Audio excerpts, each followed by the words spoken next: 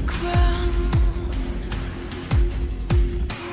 I'm rising up, my heart is pounding, ready or not, the clock is counting. This is my moment. This is my moment. This is my moment. Whoa, I was born for greatness. Oh, a legend in the making, deep in my bones. Oh yeah, I know I am the champion. Whoa, come on, try and take it. Whoa, it all comes down to this and deep in my bones. Oh yeah, I know I am the champion. You know I'm out for blood. I'm feeling dangerous. I just can't get enough.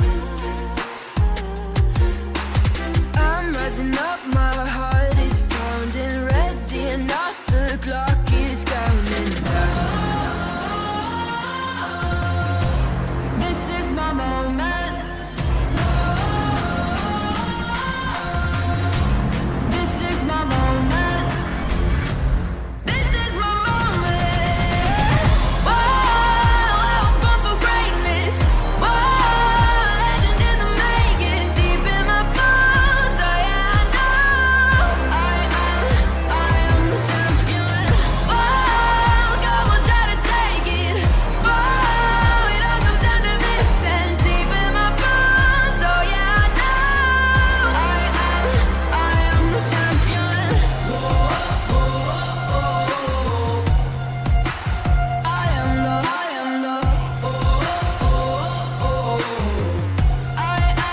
I am the champion. I know where I'm going.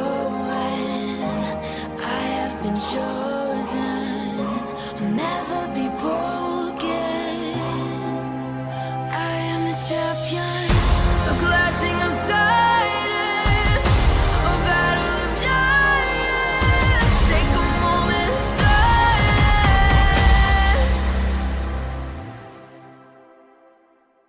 I am the champion. Whoa, I was born for greatness. Whoa, legend in the making, deep in my bones. Oh yeah, I know I am the champion. Whoa, come on, try to take it. Whoa, it all comes down to this and deep in my bones. Oh yeah, I know I am the champion.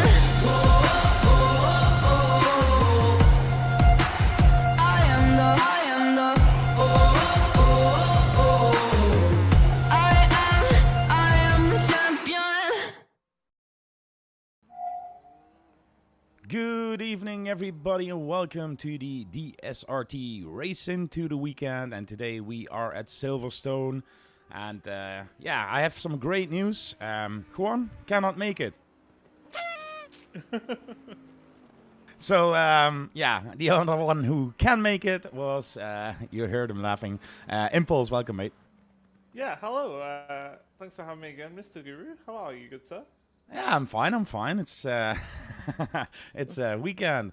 Yeah, Juan, all the best, mate. Sorry that you had COVID, but I'm glad you're not here. And welcome in chat, everybody. And thank you for tuning in, of course.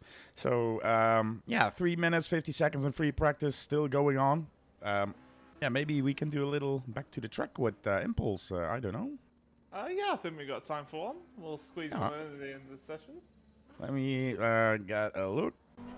No, this is Impulse, ladies and gentlemen. So he will do like a track walk with us. He's still a little bit to go to start finish line.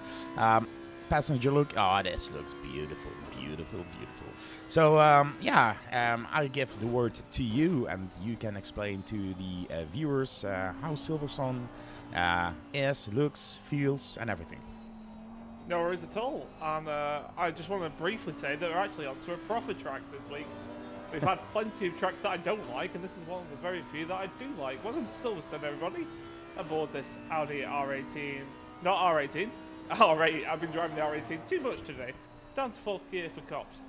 Brake at a 50-metre board and absolutely pin the throttle on the exit as we go barreling down towards the infamous Maggots and Beckett's. 5th gear completely flat for the first left before braking down, shifting down the gear into 4th and then shifting down again, scrubbing all the speed off. Leave it in 3rd for the right-hander and back on the power as you approach outside of Chapel.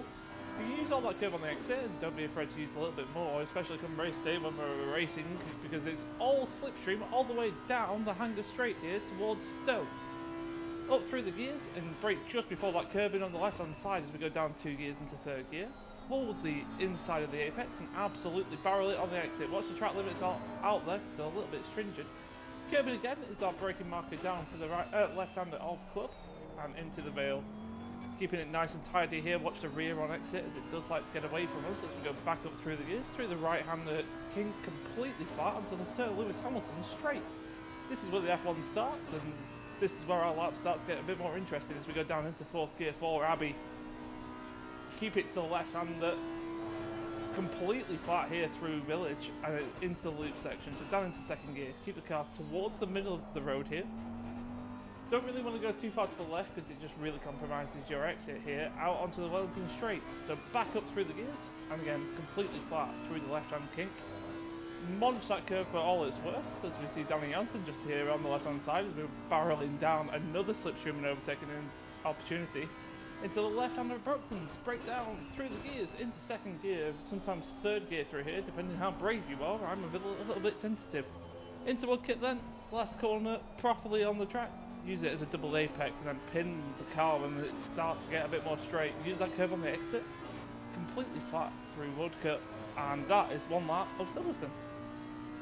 Very nice. Look at him go, look at him go. And what was that time? That was 2 minute 2:055. So he's still warming up. Yeah, talking and driving isn't easy, I can tell you that. But yeah, still, he does it. The man, the myth, the legend. Behave you. Behave. So yeah, 30 seconds then still to the qualification, and for now in the free practice, it's Wexroom who is on P1.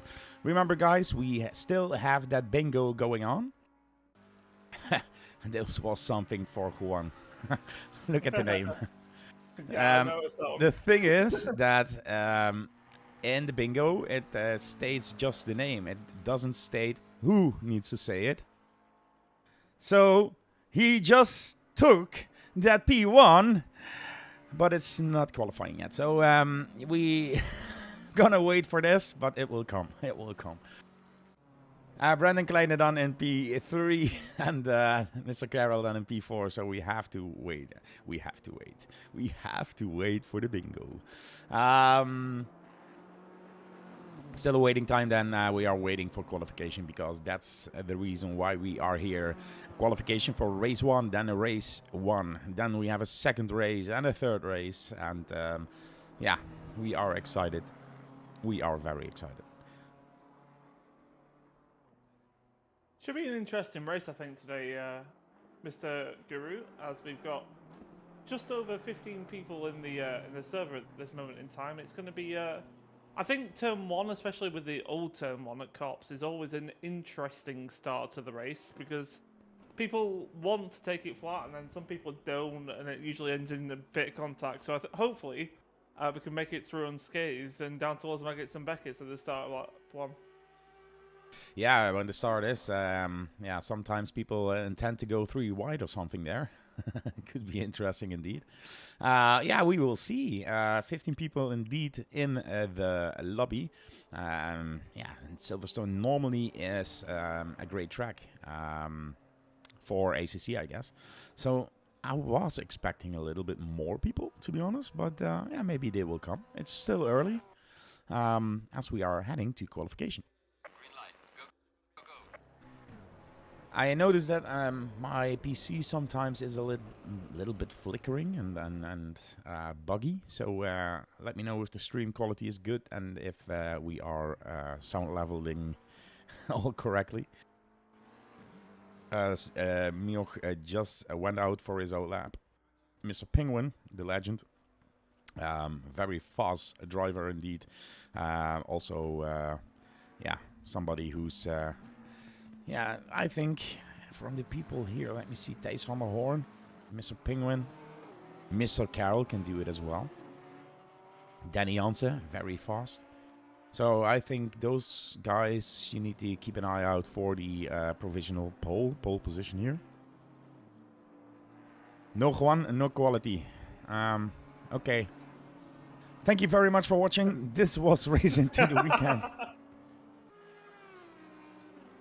It's yeah, just gonna go back up on a mention about Desert Penguin. He is second in our champion standings, and I believe Thijs van der Hoorn is currently first as well still. So the battle ensues between those two. I think the points did come down in the last weekend between the two drivers, and I know that Mr. Cyril, otherwise known as Desert Penguin, he's going to be really starting to want to breathe down the neck of Thijs, and I think this is a prime opportunity to do it with just a couple less people than what we normally expect in the race into the weekend. He's got a little bit less traffic, and he can really take the battle to Thijs today.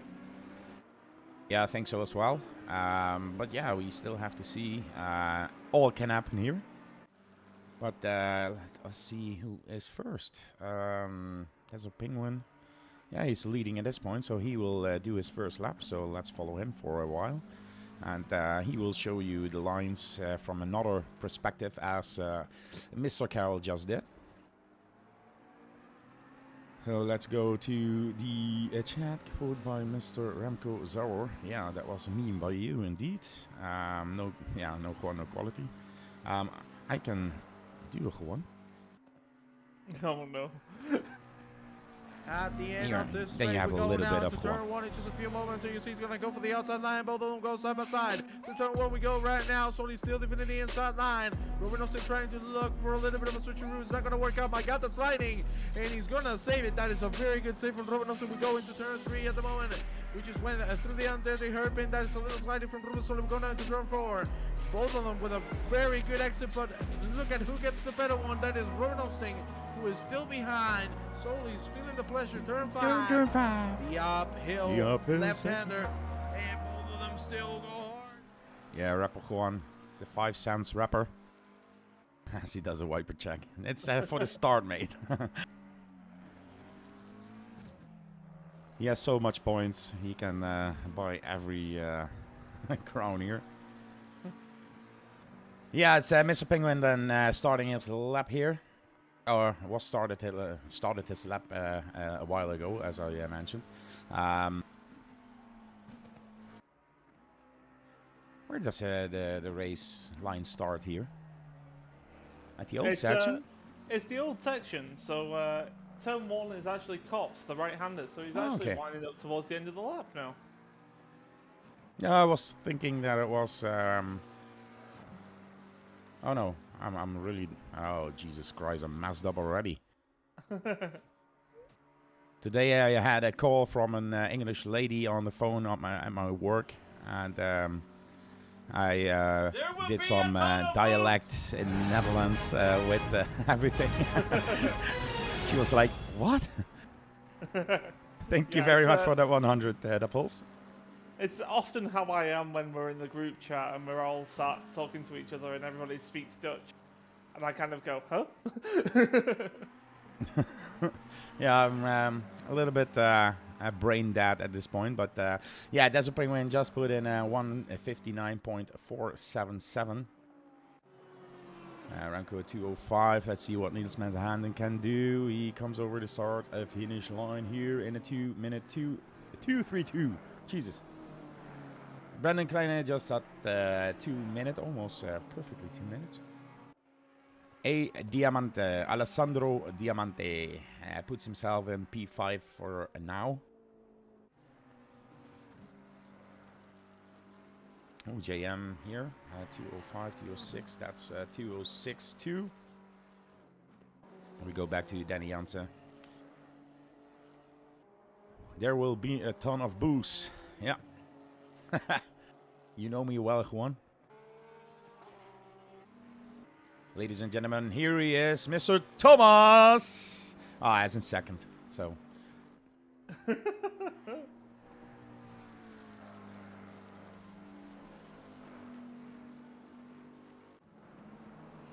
Everybody just did a lap, and for now it's provisional pole then for Mr. Desert Penguin. Thomas in second place, Brandon Kleine in third, Mr. Thijs van Oren in fourth position, Danny Jansen fifth. Tom Carroll here on screen at this moment in P6. Almost the same lap time as he Vitti 201. Oh, nice exit there, good improvement. Let's see what he can do. If he can make his... Let me see, what do you need? Oh, that's like 6 tenths for P5. Yeah, it's Stab on it. pretty sizable gap between them. I've noticed that the track temp is rather hot today, and one thing I always try and struggle with, especially in the game of ACC, is the higher track temp. So a lot of practice for me today, I think, is going to be the best way to describe it. Okay, let's see if you can improve, but at this point it's not too much. Yeah, it's not enough. He's Van Zander then set a better time here. But who is really improving? That is an off track. Looking at the timing screen. Yeah, Danny Jansen is currently 8 tenths of a second up on his time. That could put him to P4, I guess. So let's see if he managed to keep that car on the tarmac and do a great lap here. 8 tenths, 9 tenths almost, and bam! That's a P4 position then for Danny Jansen here. Mr. Wackstrom, first lap that he now sets a time, and it is a P5 in that Bentley. Very nicely done here in that warm temperature. So how is the chat? How are you all doing? How are the ears? Because one isn't here.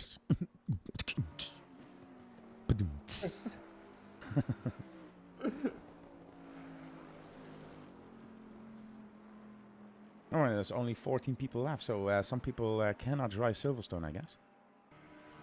Possibly one of the easiest tracks to drive, so it baffles me.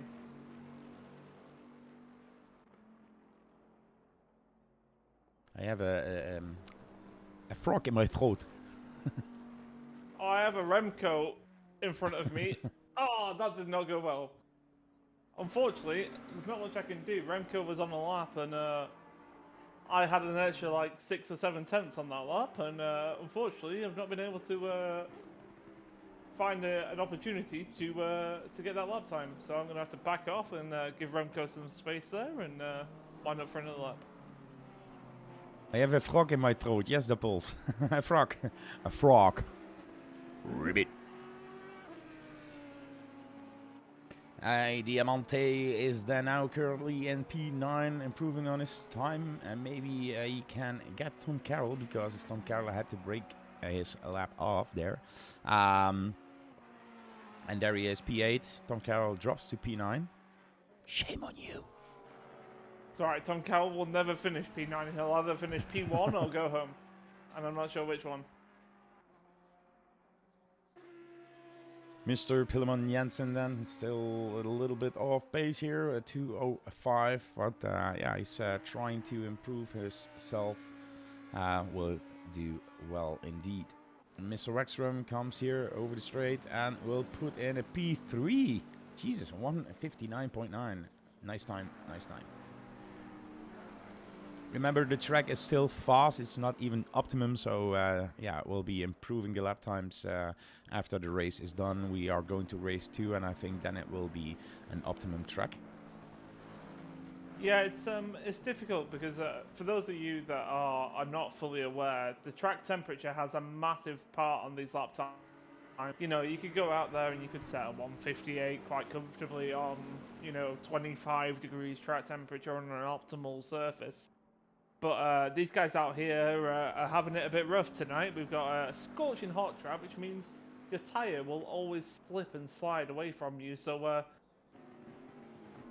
you would have on a slightly cooler temperature. So these guys, yeah, they're struggling to find grip and still going absolutely rapid. Yes, you are now... is it still Remco you are behind? It is indeed. So you closed the gap a little bit. You gave some room, but still on the ass of Remco here. Says more about Remco than it does about me, mate.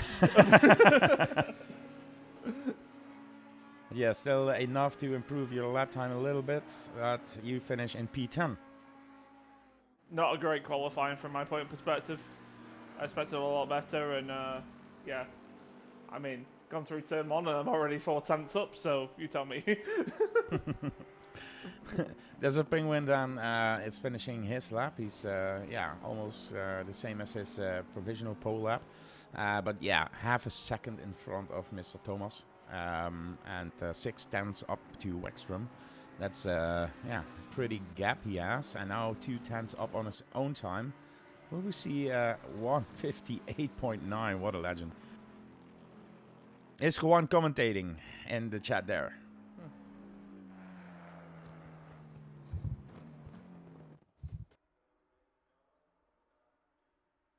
So yeah, it's I'd like to also go back to the chat and see hello, Dad.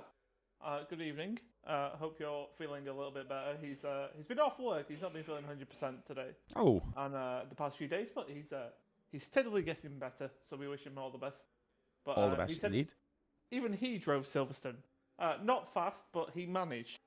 And my dad did drive Silverstone in a 2 minutes 24, but we're not going to tell him about his lap time. It's like his third lap he's ever done. I think that's almost 2.2 seconds faster than Juan.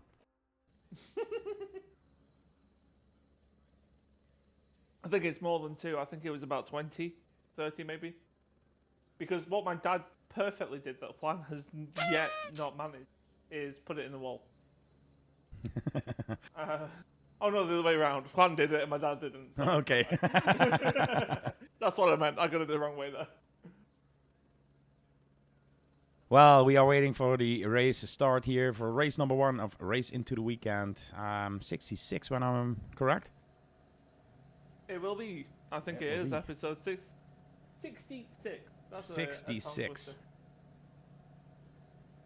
Jesus Christ, 66 of these episodes, so that's amazing. Yeah, 13 people left then. We have the wiper check there. So it's... I think we're going to need the wipers for this one. No, it's 34 degrees and the track is 43 degrees as Mr. Desert Penguin and Wexstrom are leading the pack here, waiting for that green light for that first corner. Will it go okay-ish everywhere? I don't know, but here's the green light. Mr. Desert Penguin then with a pretty good start, but Wexstrom, yeah, had the outside line, but he had an even better start. A little bit wide maybe there, but still... Yeah, no, it's still good, still good, still good. Now, Mr. Wexstrom will try the inside, but Desert Penguin has the next corner there and will take it. And now it's Mr. Thomas here. He's trying for the inside line, and can he make the move done? Thank you very much, the polls there for the 100. And yes, Thomas Vrouwenraads will do it. It was a normal Vrouwenraads, by the way. Mr. Brandon Kleinen now closing into Wexstrom. So Wexstrom is losing a lot of positions here at the start as Mr. Kleinen has the inside line. Will he have the better exit? Almost contact there coming out. But the next one, if Wexstrom can break a little bit later, he can maybe manage the inside. And ooh, that was close, that was close. Somebody's going wide there. I don't know who it is. But yeah, pretty good start here for race number 1 as, we are coming here. Forgot the track part. Well, I'm broke, just like Juan. And I have a ton of boost. Let's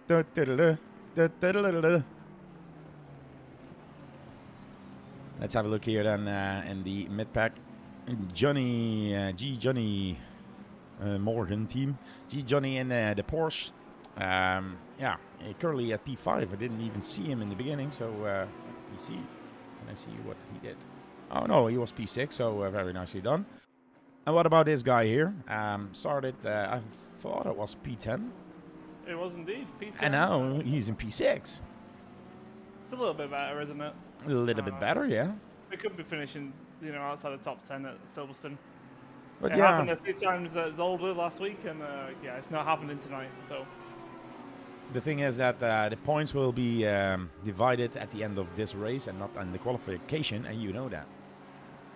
Yeah, I know. So yeah, you do it in the race. You are just hammering through the field and like it's nothing. For an exception, if you will see Remco Zauer behind you or in front of you, that will be tricky, as we always see in Racing to the Weekend. Mr. Thijs van der Hoorn, the current leader of the Racing to the Weekend and a former winner of season number 1, stage number 1, just went off track and now is in that last position here. Even Mr. Nova Nexus here in the Ferrari went past him. So yeah, he has a lot of work to do to get some great points here. Wexstrom, yeah, he was second in qualification, now fall back to P4 then. And Tom Carroll is now behind Mr. Johnny. Yeah, trying to pile the pressure on. The Porsche is very good on the corner exit, so he'll pull away from Elliot a little bit. I'll use the slipstream and the mid-corner speed to try and get back to him, and it's been proven to start to heat up to be a nice little battle that's coming on here. Late in the brakes there, almost on the rear there of Mr. Johnny, but Tom Carroll is a pro, he knows what he's doing. But yeah, he has the pressure from behind from Mr. Burkett and Mr. Danny Jansen. And Danny Jansen is a quick driver indeed, and Bradley is driving a lot the last days, so he knows what he's doing. Yeah, he's recently been part of the ONID Rookie League and been doing quite well over there, so yeah, he's on good form at the moment, it's Bradley Burgett. Indeed he is. Yesterday I watched him drive. Yeah, had some bad luck there, but yeah, still. He knows how the car handles and everything. The strange part is, yesterday he was in the Audi as well, and now he's driving the McLaren. Yeah, he drove the McLaren as part of the AOR Endurance League, as Bradley, so he's very familiar with that, as he is the Audi, which is his new favourite car, apparently, and yeah, it's good to see him changing it up and trying to keep it fresh in two cars, which is pretty difficult to do. Yeah, indeed. If you get used to one car, it's difficult to get used to another. You have to mix it up, and also the setups and everything takes a lot of work. But yeah, that's why we have a race engineer in our team. So that's nice as well. Yeah, I was just looking, and yeah, Juan left already, I guess. No comments from Juan anymore, so people, it's so silent now. It's so great. As Tom Carroll tries for the outside line there, showing himself in the mirror here of Mr. Johnny. And the backfield, you can see it. It's Bradley Burgett with Danny Jansen fighting as well. There's a penguin now 1.5 seconds away from Mr. Thomas. And Brandon Klein is 2 seconds away from Mr. Thomas. So, yeah, it's still a little bit of a gap there. As who was there? As I was watching another screen. Jesus Christ. My English is not very well today. It's all good sir. I have to maybe pronounce a little bit different. Sean Connery.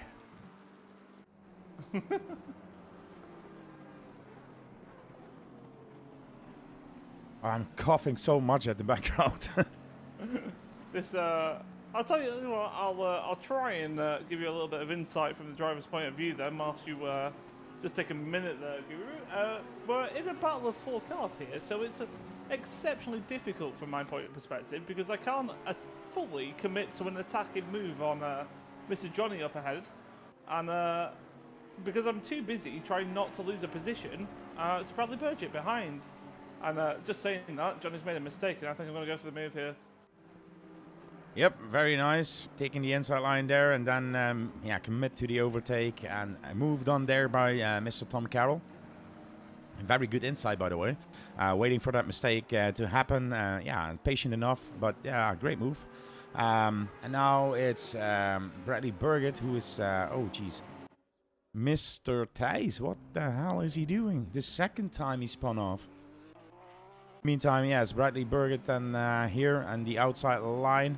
Oh, very close, almost contact there. Now he has the inside for the next corner. He has to go a little bit later on the brakes, but he's careful, too careful, and Johnny commits to the outside there and takes that position.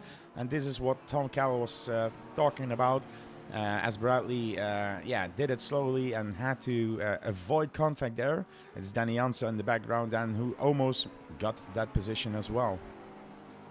Yeah, you can just see as well, not trying to toot up my own horn here, is just how much of a gap I've managed to extend over that battle. And whilst those guys are scrapping behind me, I've got a prime opportunity to try and run away from this. Because I know the guys behind me are marginally faster than me. I know that Bradley Burgett is qualified ahead of me, as did Danny Jansen. So any opportunity I can get whilst these guys are having a good old battle behind me is only going to prolong my cause in this race. Yeah, as long as they are fighting, you will get the room to drive away. Now it's Danny Jansen who is picking up the pace a little bit and trying to put pressure on Mr. Bradley Burgett. As Mr. Desert Penguin just put in the fastest time here in the race, a 1:59.2. So 2.1 seconds behind is Mr. Thomas, both in the McLaren here driving. You can see him in one shot over that nice view here of Mackett's Beckett's. Mr. Rex from last week, he did a great job here, not here in Silverstone, but on the Racing to the Weekend. And again, he proves that he's really consistent and fast. So very nice from him to see him here in the top 3 position. Mr. Brandon Kleinen following him closely at 1.4 seconds. As Bradley Burgett just made the move done here on Johnny. And now it's Danny Jansen who's in the slipstream as well. Bradley is trying to break the slipstream, goes to the outside for positioning for the corner, of course. And now he can try to drive away as well. And in the front there, 2.8 seconds is the gap to Mr. Tom Carroll. So yeah, Bradley is coming for you. He is indeed, and it's the case from my point of perspective and the drivers to get my head down and start focusing on the car ahead and try and forget about that car behind, and hopefully it'll fall away. As Remco Zauer now here in P11 is putting pressure on Morten Pillman Jensen, who's in P10. Top 10 position. It's Mr. Top 10, I guess, huh? Oh, Danny Jansen just made a mistake there. Sorry to interrupt you there, but he went off track really hard. With a slide and kept the car. Can we just see it how it went? On the tail here of Mr. Johnny, too much on the grass, lost the car, but what a correction there. Look at that drift. Yeah, fantastic. Nicely done. I was just going to jump back into the conversation about Morten Pillman Jensen. He's been doing rather well recently. He's finding himself a league that he's very comfortable in, which is the Bunatics Porsche Cup cars. And I think they were around Kyle Army this week, and he was having a heap of fun into the practice for that as well. So he's been getting stuck into a few events as Morten Pillman Jensen. I think it's starting to pay off with his pace there. Absolutely, yes. He just lost a position to Remco Zauer. Now he's currently in P11, but you can see that he's having fun at ACC and doing his laps, doing his training, and getting better and better every time. 2:03 was his best lap, and that's not even that bad for a beginner. I can call him a beginner still, right? Oh yeah, absolutely. He's very new to sim racing. I think he joined DSRT probably about 3 months ago now. So yeah, very new. And back then, I think he'd done about 50 laps in ACC, and I think that number is now almost tenfold. He's done that many laps since joining the team. Then going to Mr. Danny Jansen. I told you in the beginning, fast driver, everything, but it seems that, I don't know if it's a setup or, I really don't know. But he's in the 2:03 range now. His best was a 2:01. I thought he would be better at this track at this point. It's not, how do you say it? I don't mean it like denigration or denigrating. But I saw him drive and he's really fast, and I'm surprised that he's in P8. Let's see, let's say it that way. I'm surprised.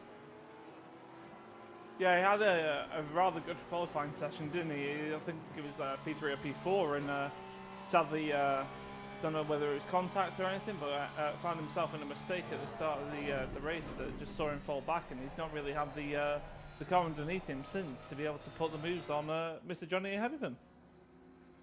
No, closing the gap a little bit then. But yeah, I think it's a sector-wise that he's losing a lot of time. So that can probably be something like his setup, that the car doesn't feel that stable in a sector. So he closed the gaps somewhere. And it could be on the straights that he has last wing or something. And in the most corners, then he will lose some time. I don't know.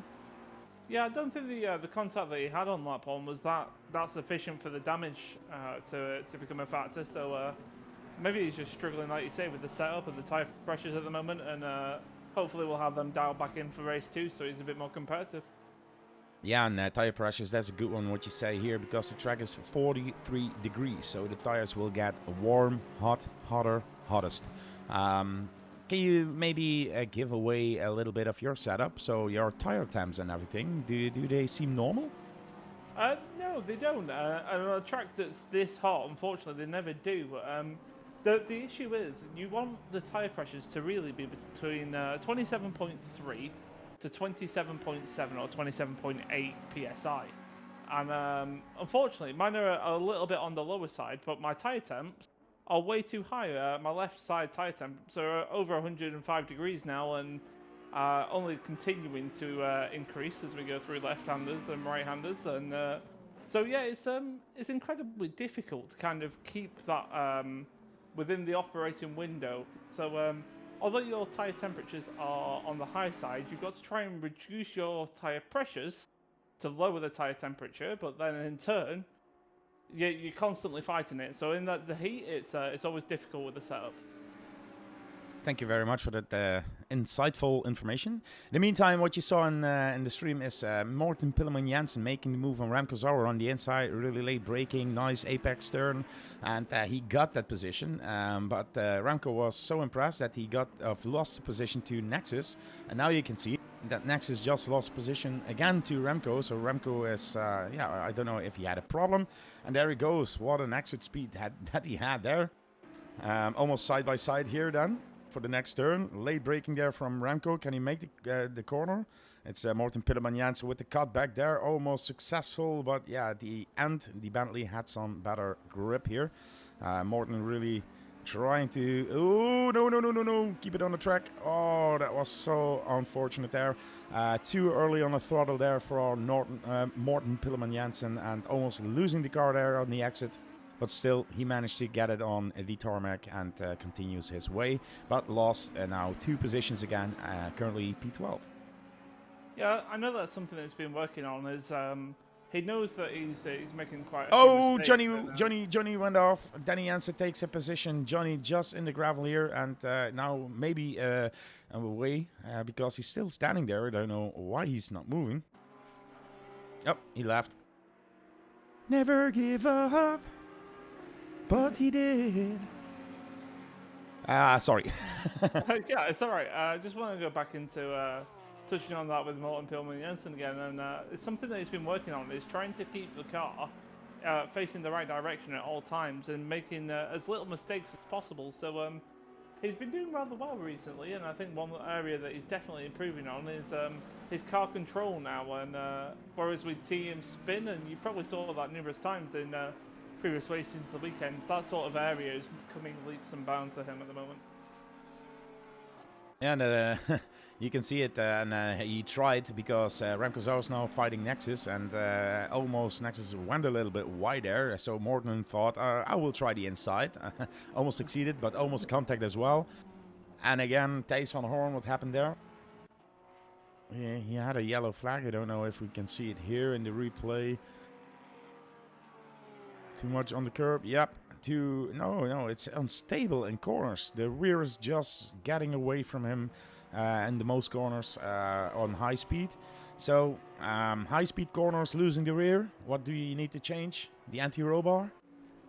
Yeah, if you can soften up the rear anti-roll bar is probably the most logical of the changes you can do. That'll just make sure that the rear is a little bit more squishy, and squishy is good in terms of stability. You want that little bit of bounce as you go over bumps and curbs, so it's not super sensitive to the rear end. That's probably the first thing you can have a think about doing. The second thing is, well, you can always be the, the ever observant one and add some rear wing. Give you a bit more rear end downforce and hopefully a bit less skidding. But that's not always the case. That always induces a bit of front end understeer as well, which is something you don't want, especially in that Porsche. Chances are, though, the main reason why he's got a loss of the rear end is just the scorching hot temperatures. So it might be a very different looking Porsche in race 2. Yeah, let's see if the temps will drop or not. I don't know. Yeah, currently Tom Cowell here in the box with me is driving around the circuit, commentating as well. P5, 8.5 seconds away from Brandon Klein on P4, but now he has pressure from Bradley and Danny Jansen behind him. So I think you need to go and concentrate. Nah, it's all fine. Yeah, I probably should. Yeah. Let's have a look at the current leader then. It's Desert Penguin. He's started from pole, got that position by the start, still having that position. 9.2 seconds away from Thomas. And Thomas on a P2 position has Wexstrom still in 1.5 seconds behind him.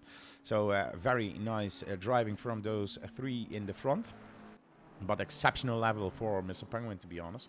0.6 of a second better in his best lap time than Mr. Thomas here. But still, the top three are all in the 159, so they doing a great job. Also astonishing improvement, I think, Jonathan Wexstrom. He's every race into the weekend, it seems that he's improving and improving. Normally, I will see him around P6, 7, 8. Now he's currently almost every time in the top 5 position. Last week he took like a second or third place for 2 races, I guess.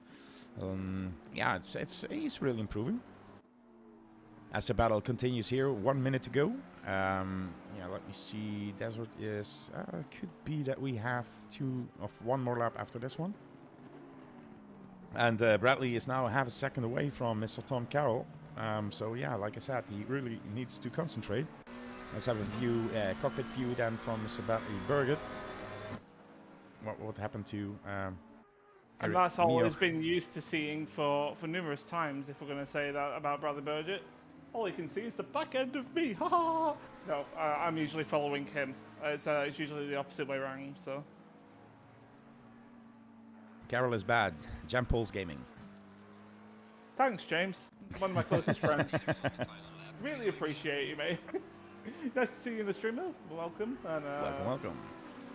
Hopefully I can prove that I am not bad. You know he's bad. He's bad. He knows it.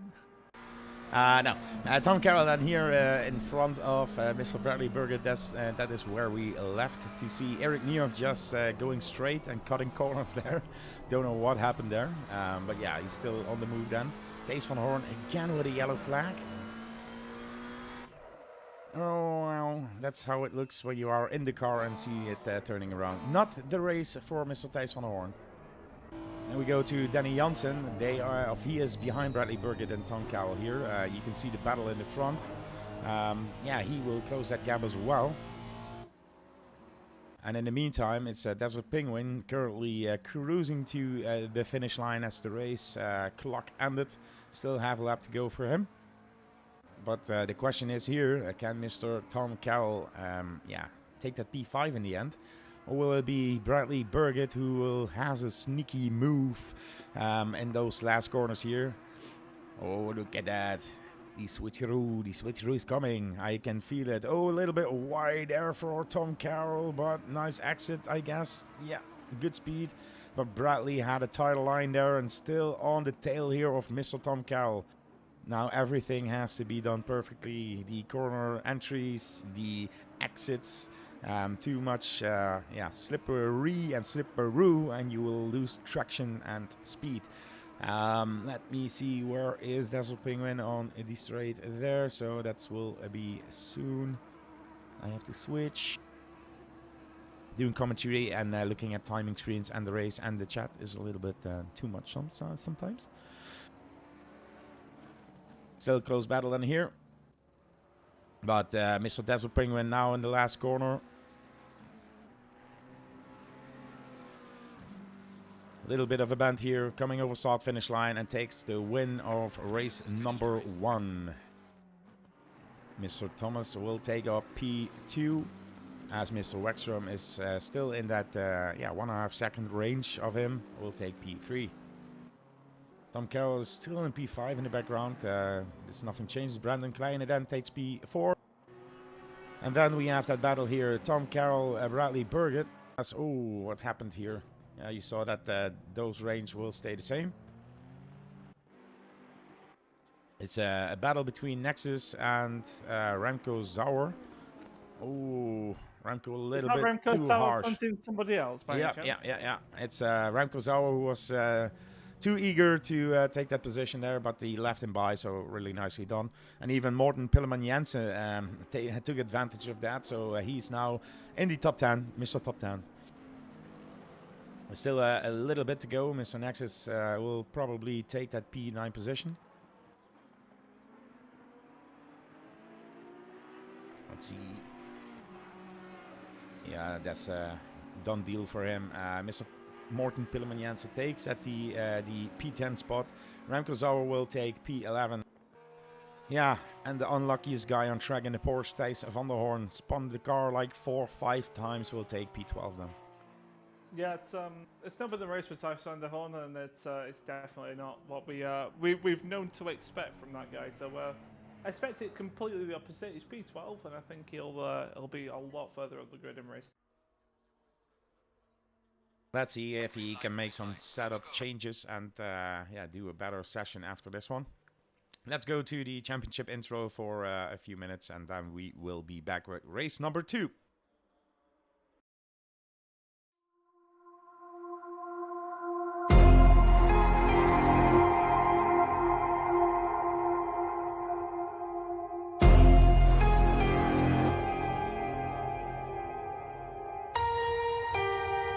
The battle's coming now. The fury shakes the ground. I've come to take my crown. I'm rising up, my heart is pounding, ready and not the clock is counting. This is my moment.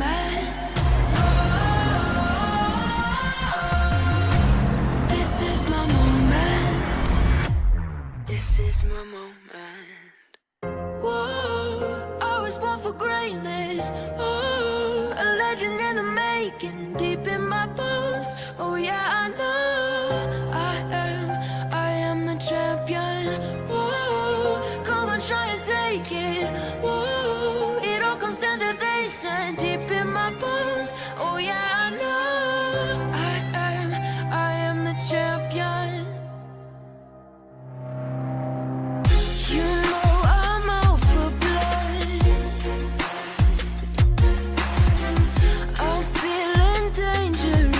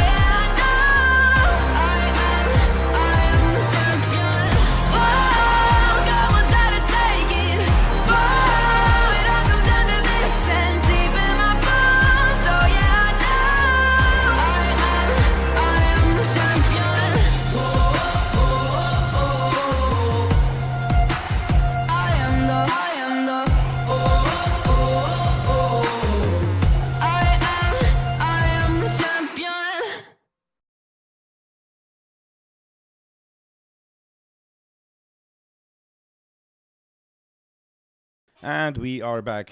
Needed to restart my game here.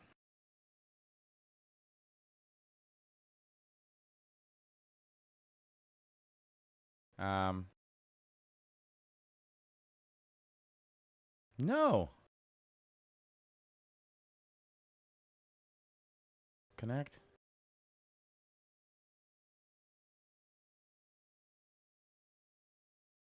Is it all fixed now? Yeah.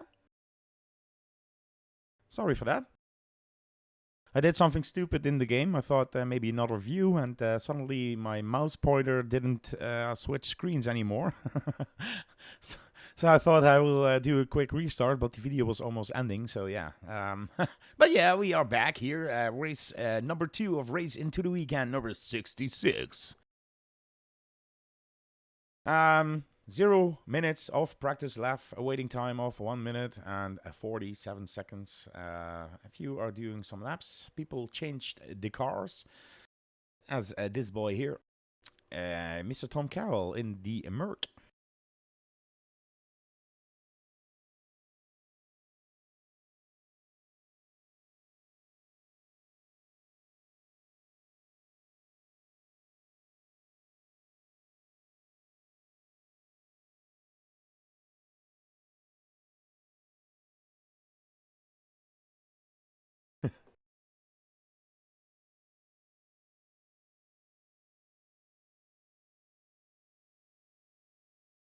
It's nice to see you back in that Mercedes then. Yeah, and hopefully you have a lot of fun.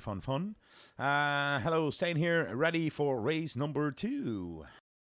Yeah, there he is, Mr. Hillhorst.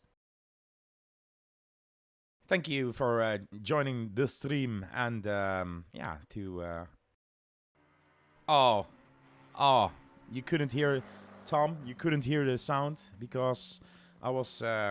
panicking about my mouse pointer and everything and forgot to unmute you. So welcome back, Mr. Tom Carroll. Yeah, he was talking in the background. It's not that I'm talking to myself. I'm not crazy. Yeah, I am crazy, but not that crazy. He's really that crazy, can confirm. So yeah, we are waiting for qualification then, as yeah, in chat you saw it. Mr. Yeah, Thomas is indeed in Audi. Still not said the name. Green light. Go, go, go. Who will go out as a first? Let us see. It's a Porsche. And it's an Audi. It's Morten Pilleman Jensen then. Front row seats here. He will go for his out lap. Desert Penguin is out. Taste van the Horn. Mr. Alessandro Diamante is out as well. Mr. Carroll leaving the pit. Yeah, it's nice to be back in this Mercedes. I will reiterate that again, just in case you didn't hear that bit. But yeah, a lot of people have been asking, where's the Mercedes? I thought I'd give them what they wanted. There you go, me and a Mercedes again. To be honest, it's a very nice looking car as well. So yeah, it's the 2015 model, not the more updated 2020 version, the Evo. Now I do have access to both cars, but I do still somehow prefer the 2015. It's just a little bit better. For me personally, my driving style, in the middle of the corner, I don't get as much of the slide happening, so a lot faster in this car than I am in the 2021, believe it or not. Toned that tunnel well, nice delivery. Yes, indeed it is. It really looks nice on that Merc. Old car or new car. Yeah, I love the Mercedes. That's the only Mercedes I like. I wonder why. Pun intended. Yeah, it's too bad we don't have a Red Bull car here on track as well. As we have Ferrari, Mercedes, but yeah, no Red Bulls. Somebody on is flying a lap yet, not even close. It was Morten Pilleman Jensen who went out as first, and now I think, was it Desert? Yeah, Desert took that position away, and I said, give me some clean air. When I'm correct. Yep, he's the one who's going to start his lap time now. followed by Tayson Horn, still in that Porsche. So I wonder if he made some setup changes as well. Yeah, a few guys now over the start-finish line here.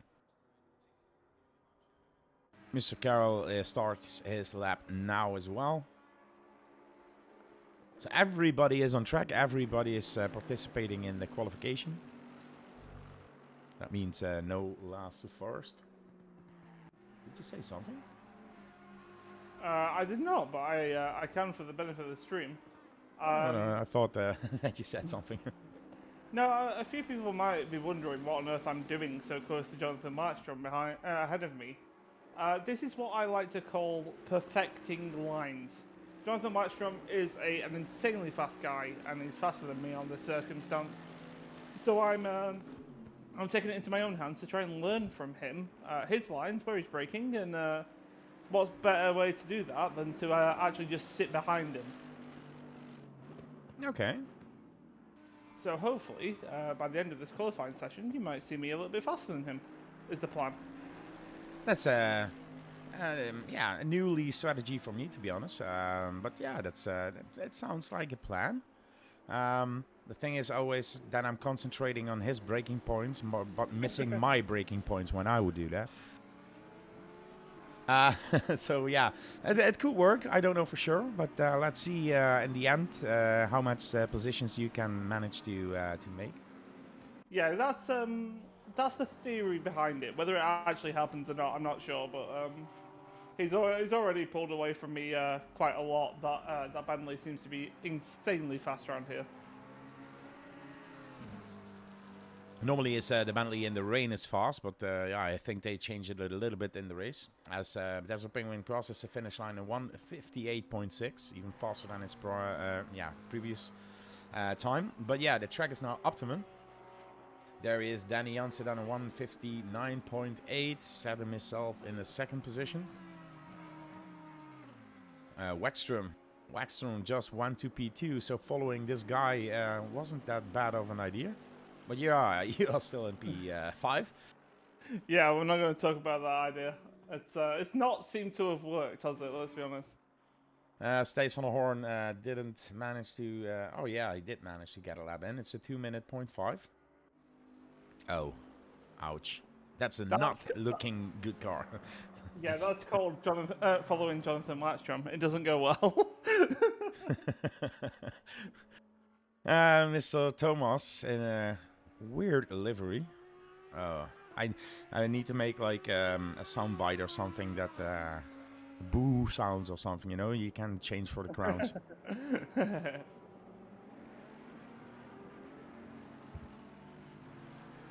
So yeah, that's not the livery we want, but Mr. Vrouwenraad is now in 2:01. Currently P9. Tom Carroll is cutting the corner to let people by, I guess. Yeah, just like Mr. Vrouwenraad's back. He's on a flying lap, and I was just coming out of the pits there. So, what better way to do that than to just not be on the racetrack? Nice, very nice. Teamwork and kindness is all that matters here. I'm switching to see who's on a lap. It's Mr. Hilhorst now in the Assen. Currently doing his lap here. And I think he's the closest one to set a time. Still that left-hander now. Then the double apex corner.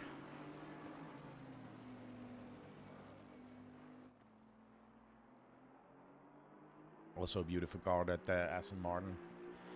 Now that last king then to the start-finish line, and what can he set on the timer? It's 2 minute 1.1 sets him to P10 at this point. As Alessandro Diamante just had a yellow flag, so an off track here for him.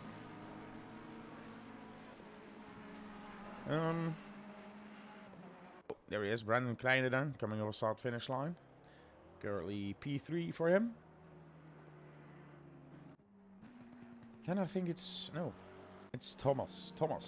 Bradley Burgett, also yellow flag on circuit. Went off track for a little bit there. Thomas here then, setting a time. 2/10 of a second quicker than his former. He will go into the 2-minute mark, but cannot improve, in my opinion. Seems that he's not as fast in the Porsche, in the Audi, as he was. I thought it was the McLaren that he had the last race. Yeah, he was pretty rapid in that McLaren last race, and I think he's getting to grips with the Audi. So it could be different here for him. Eric Meertan to P11. Mr. Danny Jansen is now the closest to the finish line. Still 14 people on Silverstone. Gee. Yeah, I see that something else is live as well, so maybe after that people will join. 12 minutes ago, Bruno Andre on Facebook, thank you very much for the like.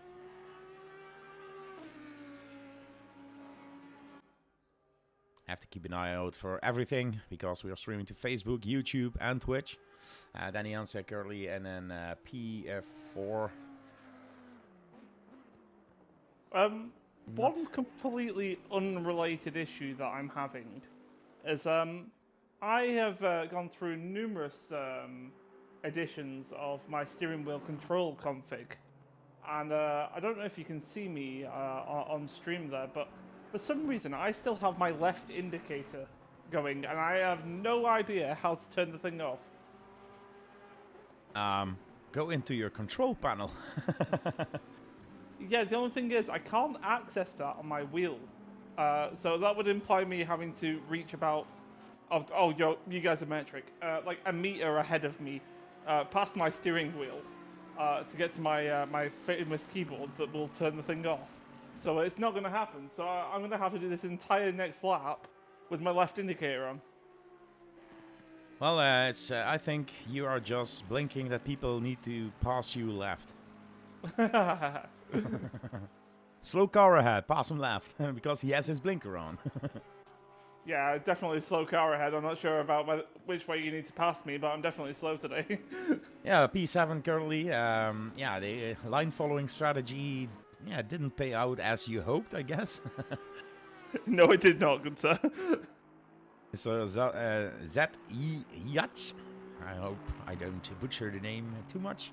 Yeah, just joined the Racing to the Weekend as well, because it's open lobby racing. If you guys are interested, you can always join and on ACC, look for the DSRT server. But you need to have 3 track medals and a safety rating of 70 or above to join. 2-minute 8, so still warming up those tires in 42 degrees track temperature, I guess. Or maybe the tires were too hot to begin with. I don't know. Sandy Hill or stand here in stream. P10 currently in the classification. Ooh, a little bit wide there. I think I jinxed him. So yeah, that's a lap done for him. Remco Zauer. As the qualification timer is now set to 0. A few people in the pit. Desert Penguin still currently on provisional pole. Remco Zauer, can he make something of his time here? We will see in 2-1, and that's a 2-minute 2.6, still P12. Nobody is really improving to the times that Mr. Desert Penguin set. Almost a second faster than P2 and P3. Really close between Brandon Kleine and Jonathan Wexstrom, both in the pit lane there. But now, Desert just puts it over 1 second ahead. I don't know what to say. I think we need to put some weight in that car. Yeah, I think we need to give him 1,000 kilos of ballast, and I think even then he'll still be competitive. So it's interesting. And one other thing I should probably point out, the gap between P5 and P9 is only separated by 0.4 of a second. So might be in for another midfield battle here, Guru. Yeah, it's. I think we will have a few of those battles. But yeah, still qualification pace and race pace will be different. I cannot push a drive at this point. So let's go to the sponsor intro and we will be right back.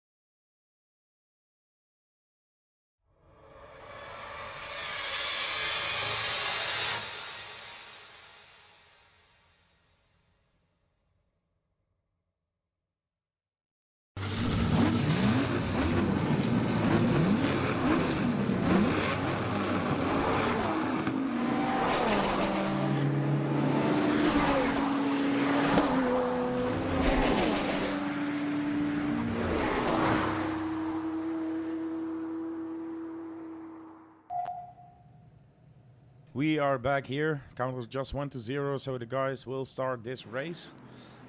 Race number 2 of Racing to the Weekend 66, and there we are on the way. In chat, he said it's wobbly. Yeah, Thomas just said the car feels wobbly, but yeah, the guys are quick. Quick indeed. Remco's hour currently in P12 there then. But we are waiting for the green light as Mr. Tom Cowell here in the box is in P8. So we will hear something from him. Lights on green. Desert Penguin now with a better start than the last race. Yeah, it's Brandon Kleine. He's currently... Ooh, are there people off the background? Yep, there he goes. That wasn't a good Let's start, watch was it? the start then here. From Tom Cowell's view, as in the beginning, Danny Jamsen took Waxstrom by the start there. The rest isn't much changed, but something happened in the background. You can see here Tom Cowell, ooh, touching the outside, and then bam! Ah, it was door banging there.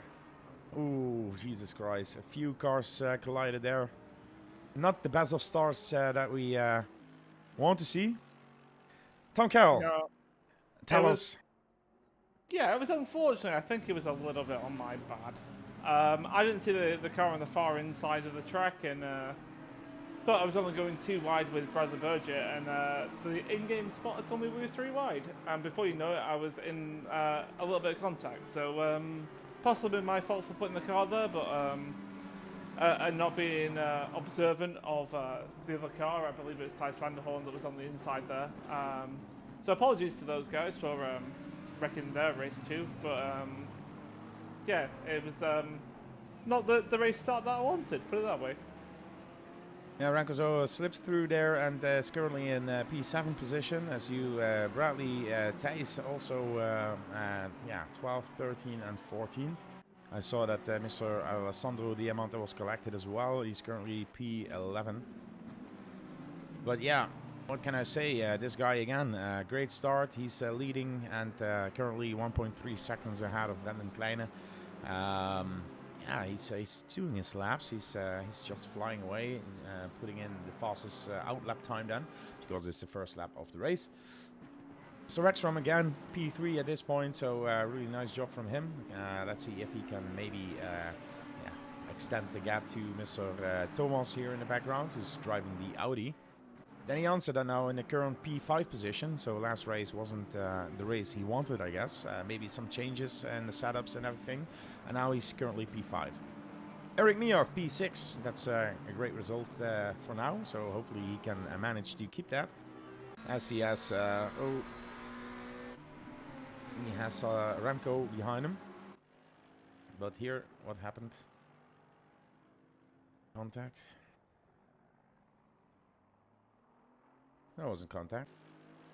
Oh, hopefully. Oh, he just hit the curb there too much on the inside, and the steering just went to the other side.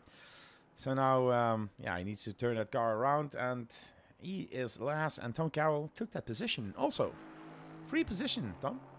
Yeah, it's what we call a freebie here, and hopefully there'll be a few more of those before the race is over. Yeah, you can use that positions as well. Thijs van der Hoorn and Bradley Burgett then fighting with each other. That Porsche, yeah, seems to go a little bit better now, but has some damage from what I can tell. So lacking some speed. But yeah, Bradley Burgett has some damage also. A few battles going on then. Morten Pilleman Jansen in fight with Diamante, and behind him then is Bradley and Thijs. Thijs just took that position just outside the screen here. So it's currently Thijs van der Hoorn then in P11. Mr. Danny Jansen is currently on the tail of Mr. Thomas. And yeah, 0.6 of a second, and then closing that gap again, and then losing it a little bit. But yeah, still doing a great job. Miak lost a position to Remco Zolder, and yeah, he's finally up in that top 6 position here. As who was that? Oh, that was Remco going a little bit wider. An off track indeed. But yeah, with Eric on your tail, you know he will make the move somewhere if he sees the opportunity. Yeah, incredibly consistent over this past sort of, should we say, 2 or 3 months. He's been working with the AOR team and in developing not only the setup but the consistency within the car. And yeah, Eric Miok, probably the most improved driver in our DSRT lineup of this year so far, and I expect great things for him in the second half of the year as well.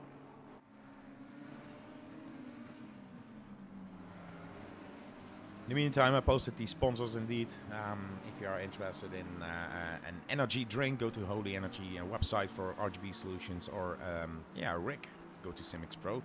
Yeah, we need to give them some airtime as well. What can I say about the battles? Carroll just closed the gap to Thijs van Hoorn and Bradley Burgett. So we have Morten, Pillemon, then Diamante, Thijs van Hoorn, Burgett and Carroll fighting here for a P9 position at this point. So that spin that you had didn't lose you so much time. Lost me a little bit of time, and I now will openly admit that I've got 25 seconds of damage, which, if you're unfamiliar with the ACC damage system, is quite a lot. So we're down in a straight line, but we're pushing on, and hopefully we can have a bit of fun whilst having a few races with these guys. Yeah, and as you can see, there is too much to commentate on because... oh, contact! Thijs van der Hoorn just got contact there with A. Diamante. He took the outside line, then Diamante came back. Somebody avoided him there. It was like a double, triple move done, and in the end it was tears. That was another freebie for Mr. Carroll, but now he has Diamante behind him, pushing on. Yeah, that was a freebie in a position gain because he was out of position. So yeah, let's move on and see where we can go. Oh, from now. Whoop. That's not how you do this corner. Well, it looks spectacular on stream, to be honest. Ladies and gentlemen, Mr. Drift King on Tom Carroll there, sliding through Mackets and Backets. That was a rather scary moment, and not sure if you can get the onboard of me there, Mr. Guru, but yeah, you'll probably see just my driver in-game absolutely not knowing what to do.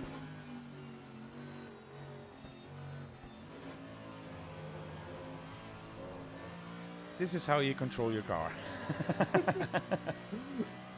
So that was about 85% skill and a good 15, maybe 20% luck there of not knowing what was going on. So. Yeah, that was scary to encounter. I think in the seat, but it was spectacular on stream. Mr. Pillemon Jensen currently in the top 10, still in the top 10, but Tom Carroll is now behind him. Ooh! Dive here on the inside then, really nicely done. Tom Carroll just with a better exit speed and got him. The other way around, son. 20% skill and 80% luck.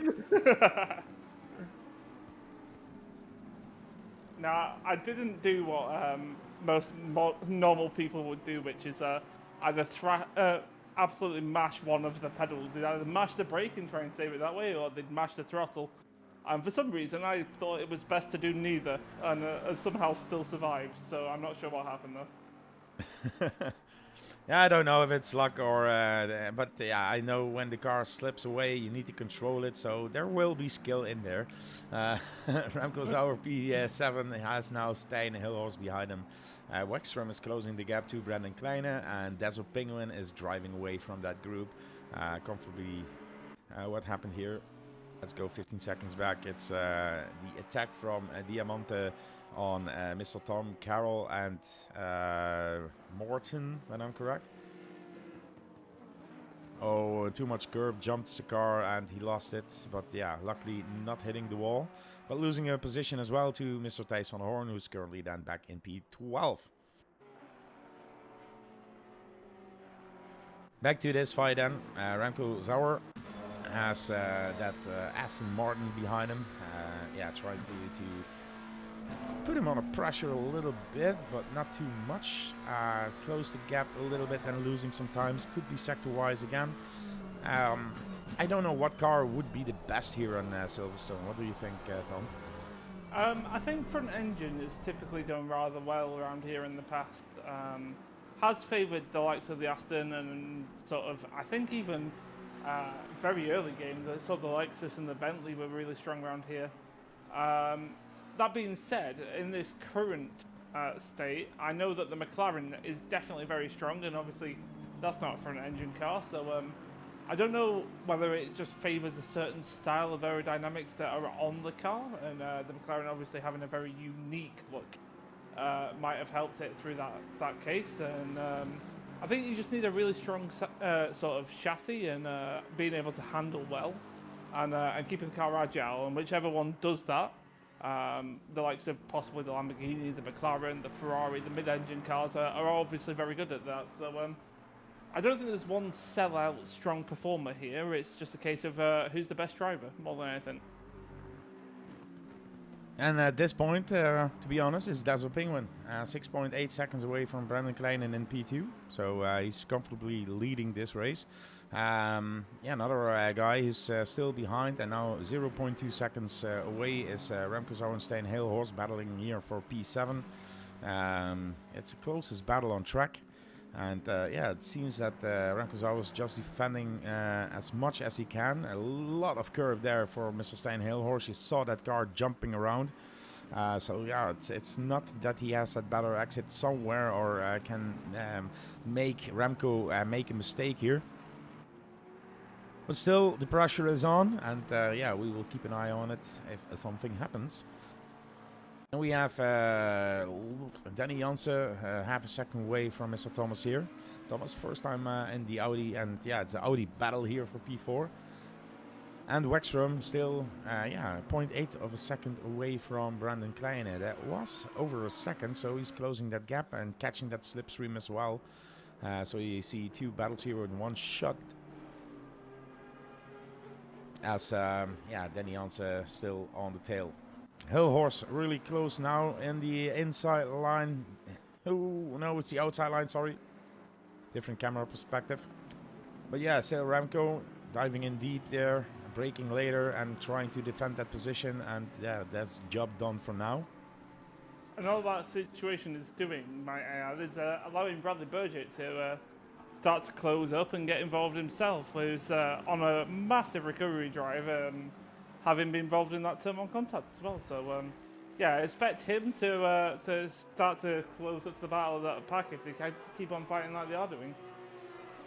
Yep, he's 1.5 seconds away now. In the meantime, it was Thijs van Hoorn who overtook Morten Pilleman Jensen. Eric Nioch off track, who really fast and hard. Just cutting Mackett's backets, everything there. I just went straight on. I thought, okay, I need that time back. I mean, it is the easier route, isn't it? Just completely straight rather than turning around corners. So indeed it is. There must be a reason as to why he's done it. Hilhorst now side by side with Remco, but still early on the brake. Remco knows how to brake a little bit later, and that means that he still has that position. He's really on the tail, tries the inside, shows his nose, but nothing done. And like you said, now Bradley Burgett just closed that gap of 1.5 seconds, and now it's intervening with that fight as well. Remco leading that, Hilhorst on 8, and Bradley following closely on P9. And that means if they continue this fight, I think that Mr. Carroll maybe can mix it up. And that's part of the ingenious master plan, boys. We allow them to fight, and then we pick up the positions in between. Would be interesting to see. 5.2 seconds it states on my timing screen. Now this was a similar incident as to what happened between the Morten Pillman Jensen, Thijs van der Hoorn, Bradley Burgett, myself battle that was happening towards the start of this race. I was about 4 or 5 seconds back. And within about 3 laps, I managed to catch it because these guys were scrapping for position. So let's see if it happens again, shall we? Indeed, that's Bradley now. He's He fought back, he closed the gap, and now he's in front of Mr. Stijn Hilhorst, who was just trying to pass Remco but couldn't make it done. Now he is here. We had that yesterday. I thought, yeah, yesterday we had a conversation, and Stijn was asking because he was in a league race at the same position as now. He was faster than the guy in front of him, but he couldn't manage to make the move done. It's like he's scared to dive the nose in. He brakes earlier to be safe, to not make contact, to avoid it, and yeah, that's one of the things Stijn really needs to learn is how to make an overtake to a guy. Yeah, one thing that is very difficult as someone who's rather either inexperienced or struggling with sort of understanding that is that you have to have a lot of confidence not only in yourself but in the other people around you, that they're going to react to you and obviously not hate you in that circumstance. So there's a lot to learn for Stijn, but I think he's a great place and got a great team around him to be able to learn that as well. Indeed, indeed. Thank you very much for the follow, G. Steven. Thanks for tuning in here, and hope you enjoyed. Remco Zolder then, yeah, he's still in front, but now it's Bradley. And Bradley, we know if he sees the opportunity, he will take it. He's really close to lots of hype in that alert. Indeed, indeed. And we know Bradley. Bradley will make that move if he sees the opportunity. He will do it. He will do it. Stijn Hilhorst now falling a little bit back, and 2.5 seconds away from him is this guy here in the box. It's Mr. Tom Carroll. So yeah, it's looking good for you, that fight in the front. Yeah, it's a little bit more difficult. We have only got about 3.5 minutes left now, and yeah, I'm just going to make sure that in this 2 or 3 laps that we've got until the flag, I've got to get these moves done as well. So a little bit pushing from me, I think, in this last 3 minutes. Great race. I see. Love a close mecha battle. Yeah, indeed, indeed. Yeah, if you have ACC, you can always join. It's an open lobby league racing, what we have every Friday, racing to the weekend on the DSRT Discord. Discord.me/DSRT if you want to join. And it's open lobby, 3 track medals and a safety rating of 70, and you are in. You can join as well. In the meantime, Bradley side by side then with Remco Zolder. And I get a heli view. Now you see that Bradley isn't the one who brakes earlier. He's just full sanded there in the inside and takes a position away from Remco. That means that Stijn is now then behind Remco again. Yeah, you can see Tom Carroll is closing that gap as well, almost 2 seconds away now. With 2 minutes 30, you need to sand it as well, mate. Yeah, believe me, I'm trying. The car's got massive damage from turn 1 on lap 1, so very difficult to send it and not have a confidence in knowing what the car's going to do. But yeah, hopefully I'll be able to catch these guys. You see Stijn now, he was side by side and still a little bit, yeah, too early on the brakes there. Yeah, still losing that position then. He's not managing to get to Remco. We know that Remco can defend that car as well. And the chat, wow, awesome, that's a cool league race concept. Yeah, everybody can join. The most of the people that join Open Lobby here don't even know that they are racing with us, that they are in the point system. If you join the Discord, you can see the point system, and yeah. Where is he? This guy here, P11, was leading, and I think after this race, this guy here, where is he? Damn camera. This guy here, Desert Penguin, will lead that. Yeah, so it's interesting to see. We are giving away points for GT4 class, for GT3 class, for every class. And an amount of people that join, that's the amount of maximum points you can win. So 14 people means P1 gets 14 points, and P14 will get 1 point. A little bit of explaining of the Racing to the Weekend. And most of all, Racing to the Weekend is fun. Have a drink with us, have some chat with us, go in the voice comms with the boys, have some laughs, and some nice clean racing. Sometimes not so clean as we saw in the start. I'm not going to mention that. Thomas Vrouwenrad. There I said it. Swipe that away for the bingo. Just turned the car around here and lost the position to Eric Mioch, who's now in P5. 30 seconds to go in this second race of Racing to the Weekend. Still one to come, ladies and gentlemen. So, yeah, take a seat and get that VIP tickets. You're always welcome to join. Pilleman Jensen and Diamante had it coming together there. Down. Give it all you can. The last lap then is now for Desert Penguin, as we have here a little bit of contact. Yeah, the inside line there, Morton. Yeah, that's a difficult one to see. The nose was there, so Morton maybe need to leave a little bit of room, and Diamante could get off the throttle a little bit earlier to give that gap.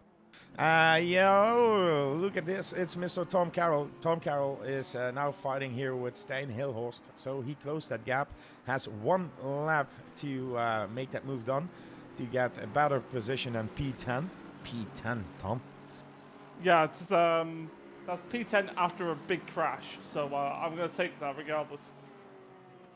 If you don't want to be, mind being definite, definite Juan might be there, might be here, yeah. Juan is our other commentator. He's a Spanish lad with much energy.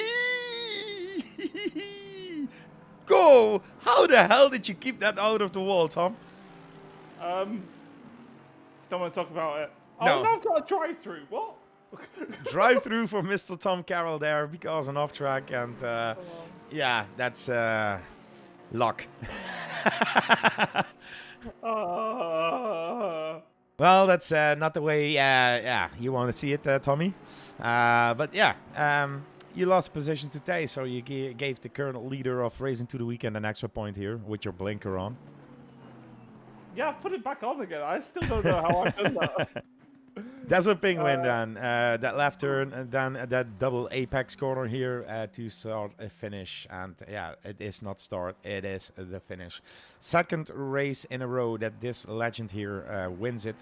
Our DSRT Black Squad driver, the highest tier you can get in DSRT. And yeah, he wins the race again. So maximum points here for Desert Penguin. Brandon Kleine works from 0.3 of a second now behind him, but yeah, it's the last corner, so Brandon Kleine takes up P2, Mr. Wexrum will take P3. Danny Janse will take P4, and yeah, a little bit behind will be Eric Mioch in P5. Need a sip of drink. My voice is gone. Eric Mioch on P5, Vrouwenrad will be P6. Bradley Burgett will take that P7 spot. A nice recovery drive from him. Stijn Hilhorst managed to get past Remco as well, though I don't know if Remco made a mistake or not.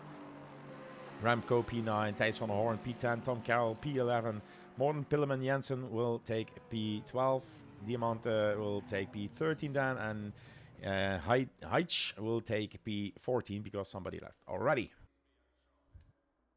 Whew, that was... race number 2. That was not a good race. Let's give some confetti to Desert Penguin. Where is he? Winner of race number 2. Yeah, it's definitely been an interesting race too. We had the obviously the incident at lap 1, and just when I thought I was getting to the fun of it, I made a mistake. So often the case with me, but it was a good race nonetheless and good fun. Absolutely. Yeah, I need a little bit of At the end of this straight, we go now to turn 1 in just a few moments. Oh, there we go. There we go. Both of them go side by side. To turn 1 People are delivering the grounds here. This is Juan, the rap song. For a little bit of a switcheroo. It's not going to work out. Got the sliding, and he's going to save it. That is a very good save from Ruben. So we go into turn 3 at the moment. We just went through the under the hairpin. That is a little sliding from Ruben. So we go down to turn 4. Both of them with a very good exit, but look at who gets the better one. That is Ruben, who is still behind.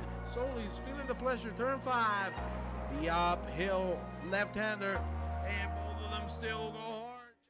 Yeah, that's Juan who was commentating on a race, and I put some rap music underneath it, and it sounded like he was rapping that stint. So yeah, we will go to the intro again for giving me and Tom a little bit of a break, and we will be right back. Stay tuned, guys, for race number 3.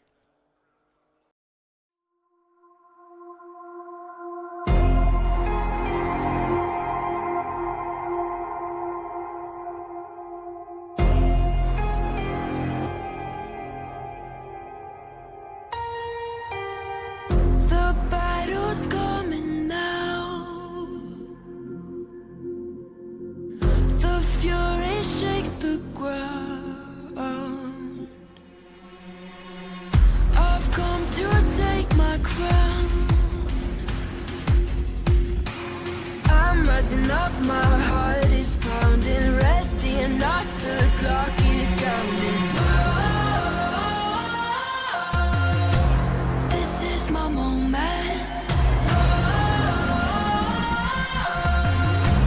This is my moment. This is my moment. Whoa, I was born for greatness. Oh, a legend in the making, deep in my bones. Oh yeah, I know I am the champion. Whoa, come on, try and take it. Whoa, it all comes down to this and deep in my bones. Oh yeah, I know I am the champion. You know I'm out for blood. I'm feeling dangerous. I just can't get enough. I'm rising up, my heart is pounding, ready and not the clock is counting. This is my moment. This is my moment. This is my moment. Whoa, I was born for greatness. Whoa, legend in the making, deep in my bones. Oh yeah, I know I am the champion. Whoa, come on, try to take it. Whoa, it all comes down to this and deep in my bones. Oh yeah, I know I am the champion.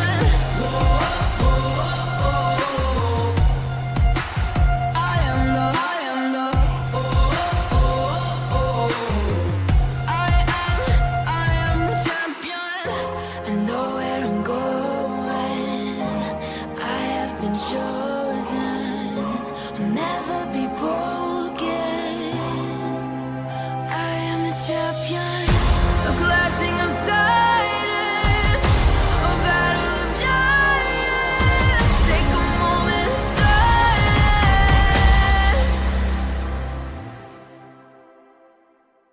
I am the champion. Whoa, I was born for greatness. Whoa, legend in the making, deep in my bones. Oh yeah, I know I am the champion. Whoa, come on, try to take it. Whoa, it all comes down to this and deep in my bones. Oh yeah, I know I am the champion.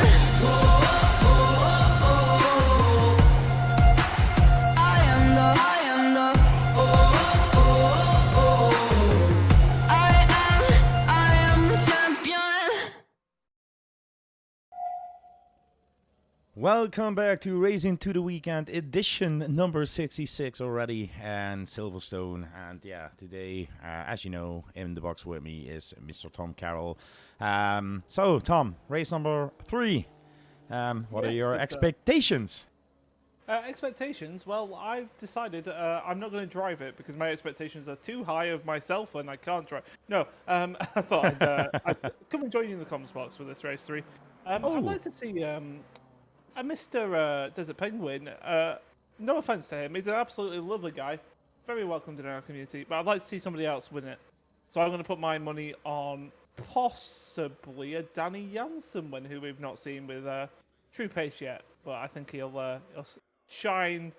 Jonathan Watstrom might be able to perform well. Bradley Burgess obviously had a big crash, and he has actually just decided that he wanted to apologise, thinking it was his fault for the Turn 1 incident. It definitely wasn't. It was definitely my fault, and I'll hold my hand up on that one. I think maybe it's a 50-50 situation. And indeed, you are in a tight line, but you gave the room, and afterwards there were contact between others, and yeah, it doesn't matter.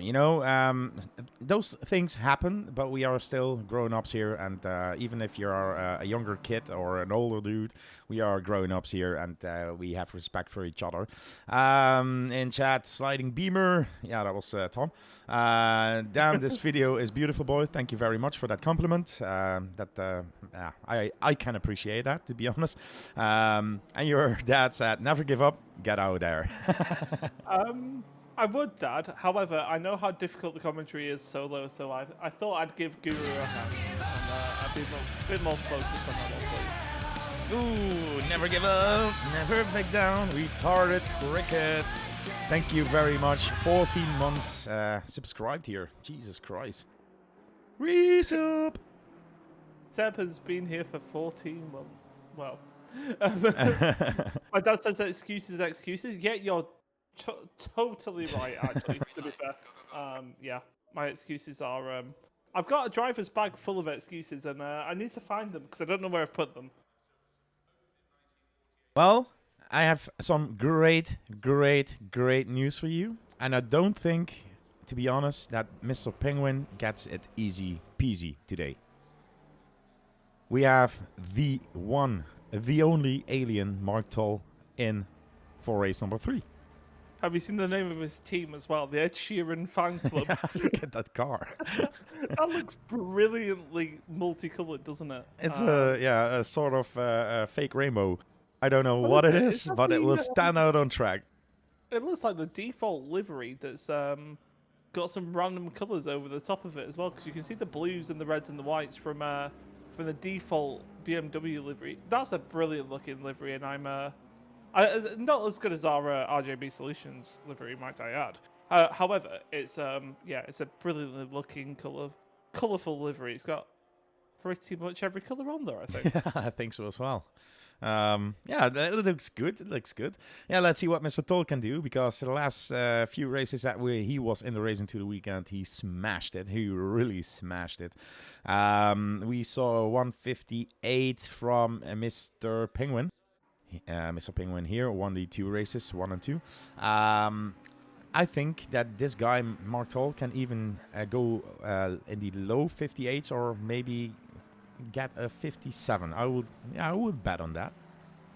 I'm gonna reserve the 57 call here, just to be to reiterate. It has got a track temperature of 40 degrees. We are on the hot side for the track temperature, and it is his first race, so maybe he's not fully up to speed. But I'm willing for him to prove me wrong. My dad's predicting a Penguin hat trick.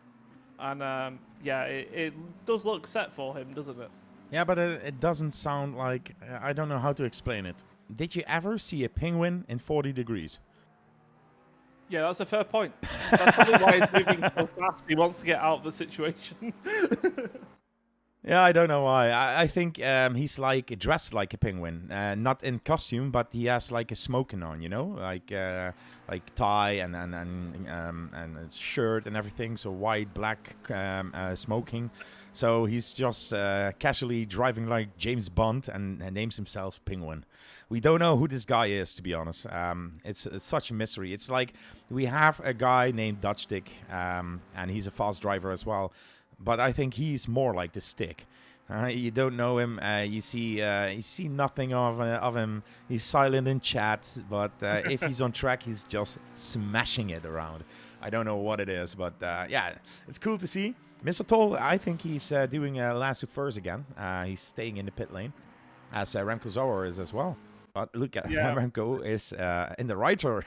That will be oh Jesus Christ. Yeah, I just want to point out for those of you who don't know what the writer is, it's a almost should be considered as a different category of cars. It's a slightly slower GT3 car, and we often have a joke in DSRT saying that if you're too fast, you get to go in the Writer next week because it's a slower car and we might have a chance of beating you. So seeing Remco Sauer in the Writer, I think he's only doing that in support of our legendary Sebastian, who just subscribed to the Twitch channel. So yeah, he's probably doing that to support Seb. I know Seb's down in the social room in our Discord and probably having some influence on that decision for Remco. Yeah, that could be it. That could be it. The writer, isn't that a part of Lamborghini?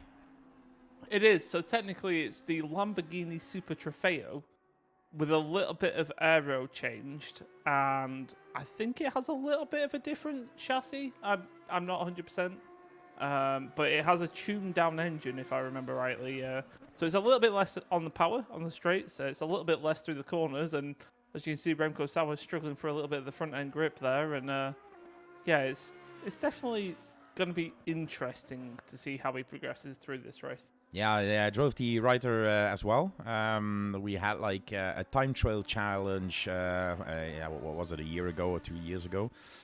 We had the writer on Bathurst, when I'm correct. But the front end grip of that car is terrible. The acceleration out of corners like this, terrible. It's, I think, the most terrible car you can drive. But yeah, respect for Remco to try it out. Yeah, I don't think it's a success, but hey, you never know. Danny Jansen takes that provisional pole with a 1:59.6. Oh, 2 misclicks there. But yeah, this guy is still on track. Oh, and look at that. Mats Hill just joined as well. Also a fast guy. But yeah, we will see what Mr. Desert Penguin can do. Because, yeah, if he qualifies and Mr. Toll doesn't, it will be an exciting race. And remember, last race, Mr. Toll and Desert Penguin on Zolder. The last 3 corners, I guess. Penguin dove on the inside, took that position away with a little bit of door banging, and then Mr. Toll took it away, and then it was again vice versa and vice versa. Mr. Toll won on a millisecond, I guess. It was a hard race, but it was amazing to see. If you don't know what I'm talking about, the videos in the Twitch channel or on YouTube will still be there. Watch it. Last race, I thought it was of Zolder. Amazing. Yeah, great battle from those guys, and it kind of progressed into the evening after racing to the weekend of finish with those two trying to clear up who was at fault, and I think there was an agreement to disagree on those guys. Both of them realised that they were fully on the limit and fully committed, and yeah, it was a little bit different. But yeah, speaking of fully committed, have you seen that lap time? That's a little bit absurd. 8.3. Yeah, that's what I said. He's improving from a 158.9 to a 158.6, and now in the last race is a 158.3. So improving a lot. But yeah, Mr. Toll in that colorful BMW is still, yeah, I think watching Ed Sheeran on his phone. I don't know what he's doing. He's just listening to the songs in the car, getting relaxed for the start. Yeah, it's Valenia. Andrew Valenia has joined as well. Also, yeah, this guy, I think he's new to the race into the weekend and new to the format, but also a silver driver as well. So if you can look on the left-hand side of the screen, you can see everybody's got a white background to their number, and that just to reiterate, should I say, it provides the fact that they've got a professional license in the game. Now, that's not meaning they are the best out there or the fastest or anything. It just means they're very safe in what they're doing. And Valenia probably just working his way up to that pro license, as we can see him, I think, letting Mr. Penguin past. It's a little bit difficult. We're in qualifying here, not in the race, boys. But yeah, it's nice to see that he's got a silver license, which also means that we're seeing people of very different abilities. Yes, indeed, and battling here then for a little flash of the lights to remind him. Yeah, it's the thing is that I thought that Desert was on a fast lap there, but needed to avoid it. Yeah, that will cost time when I'm correct. No, I don't know I'm what led it is, to led to believe that he actually came out of the pits at the same time as Mr. Valenia. So I think it's not affected this lap too much, but I think he was trying to get past so that he could prepare this next lap coming. Yeah, it could be, because he had an off track and is already 2 minutes in, so I think you're correct there. Morten Pilleman Jansen then just put himself to P7. In chat, I live for the quali battles in my league races. Yeah, quali battles are okay. It's really something else. Yeah, but yeah, you have drivers that are really good at qualification, and you have drivers that are really good in a race. Yeah, we have seen that Penguin is both, because yeah, 2 pole positions, 2 race wins. Still, I think that Danny Jansen improved a lot over these races. He started P8 or something. Last one was a top 5, and now he's currently in P2. Thijs van der Hoorn, yeah, had some bad luck these races. First race, he spun the car 4 times. Second race, collision. But I think he found a problem. Currently P3. Yeah, it is a little bit cooler, and I think that will favour the Porsche in the rear end as well there, in terms of the rear end stability of that car, which is what Tice has been having some issues with this weekend so far. Yeah, going back to the quali battles and the league races and stuff, I will avidly remember trying to play mind games in the GT4 Rookie League, as I was having a very close battle with one of the races, and going through the practice session, found out there was about 2-3 tenths that separated about 6 of us at the top of that battle, and used to go out, and I used to go out about 3rd or 4th in the queue and try and pass everybody and play the mind games, knowing that I had the dominance and the speed over these guys. And it somehow worked. I'm not sure how, but it somehow worked. Completely legal, of course, but it was... quali battles can be both really advantageous towards you, or it could be really disadvantageous towards you. And yeah, thankfully, we didn't see too much more of it in this race. Mind games are always beautiful to have. Desert Penguin is playing a mind game with the rest of the field here. He's currently doing his qualification lap, the last one that he has. Look at him steering here. That movement in the car to get it in the best line possible. Currently, he's up for a 57. I told you it is possible in these temps. Mark Toll could do it, I know for a fact. But yeah, he lost it a little bit there, but look at that. 158.185. And he was a tenth quicker in that last corner, just lost it there. So that was a 158 flat out he could do. Amazing. Yeah, that's absolutely amazing from Mr. Penguin. One thing that he's been experimenting with is what the esports guys are doing recently as well, which is changing traction control, ABS, and brake bias per corner. And I think obviously we're just starting to see the benefits of that. 1.2 seconds the gap between him and the guy who's currently on second, which is Jonathan Whitestrom. And Matt Silt, the only person left to set our valid lap time as he comes across the line now, jumps up to P7. But yeah, a hefty gap between Mr. Penguin and Whitestrom there. You see it in chat there. Thomas Vrouwraad said, Jesus, Desert. Jesus. Yeah, we always say that Mr. Penguin is an absolute alien, and I think that lap time definitely shows why. Yeah, absolutely correct there. Should we stay our sponsor? Yeah, I think we should. I think we'll give them the screen time they deserve. Okay, we'll go to the sponsor video. Be right back.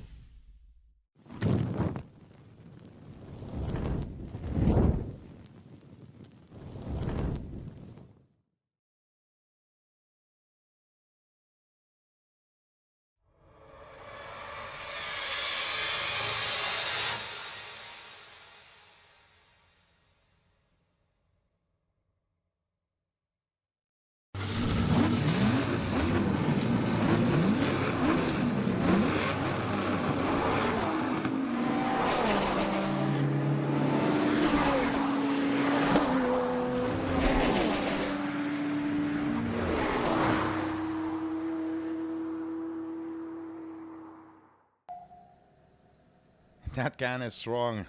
It's not melon fire, bro. Yeah, indeed. It's because there is some delicious drink in it. Yeah, you can try it out at the Holy Energy with our DSRT discount code. Amazing stuff. Gamers Energy. But more important is the race. Yeah, Juan, take it away. I'm not Juan, I'm Tom, but here we go. Ready to start race 3. The race into the weekend. Episode 66 in Silverstone, and 20 minutes have begun. Oh, that was a little cheeky look from Danny Jansen in P3 as the two come together. That's Kleinen and Jansen, and thankfully just about keep it going, but a huge time loss. And Mark Tolles found himself from P12 up to about P4 already, and that's remarkable. So currently it's Desert Penguin starting to run away with it. Jonathan Matchram unfortunately not being able to do anything on that starter of the first sector, and Thijs van der Horn maintaining P3. Yeah, that is indeed Mark Toll, the Ed Sheeran fan club driver, in P4 there. And yeah, thankfully we had a little bit of contact, and I think Danny Jansen was the one that unfortunately lost the most amount of time there, and Brandon Kleinen finds himself in P9. But Jonathan Matchram, possibly his only opportunity he's going to get is at the start of this race. Going to have to start piling on the pressure on Desert Penguin.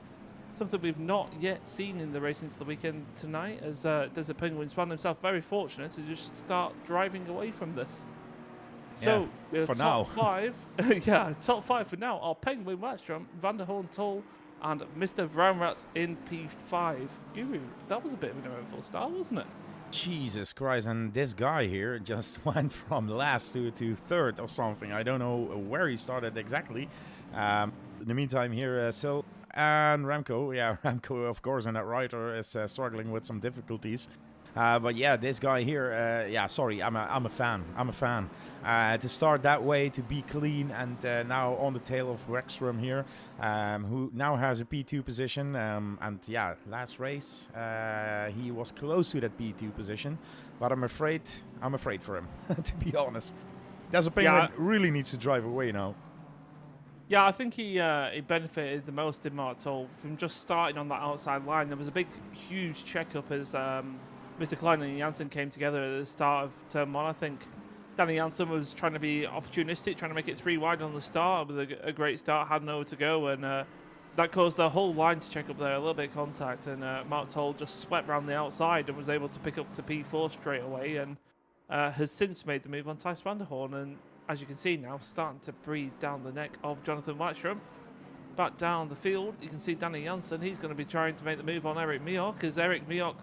Oh, no, that's not Eric Mioch. That's Stan Hilhorst that's had a little bit of issue in the number 1 car, and I think he's lost about maybe 2 or 3 positions. No, he's still ahead of these boys, and I'm not sure exactly how he's come out. As they go briefly 4 wide. Whoa. That was almost making me flinch there as those guys go into it. And who's that in front? That's Eric Mioch. Gonna have to safely rejoin, and Danny Jansen trying to keep it there. It's Kleinen that's got the most out of this situation. He's gone from the back of the pack to the front of the pack, and a little bit. Eric Mioch goes round, and unfortunately, with that contact going on, you could see that Stein Hilhorst was on the outside there, and still is.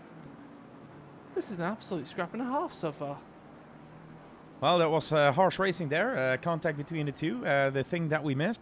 Mark Toll just went past Wexstrom at the same time that all was happening there. So too much going on track in the beginning of this race. Wexstrom back to P3 then. And yeah, we have to see the lap times of both Penguin and Mr. Toll. As Eric Mioch again. That's what happened here. Let's see. He's here on the track. I think he will hit the curb too hard or some grass. Or just loose.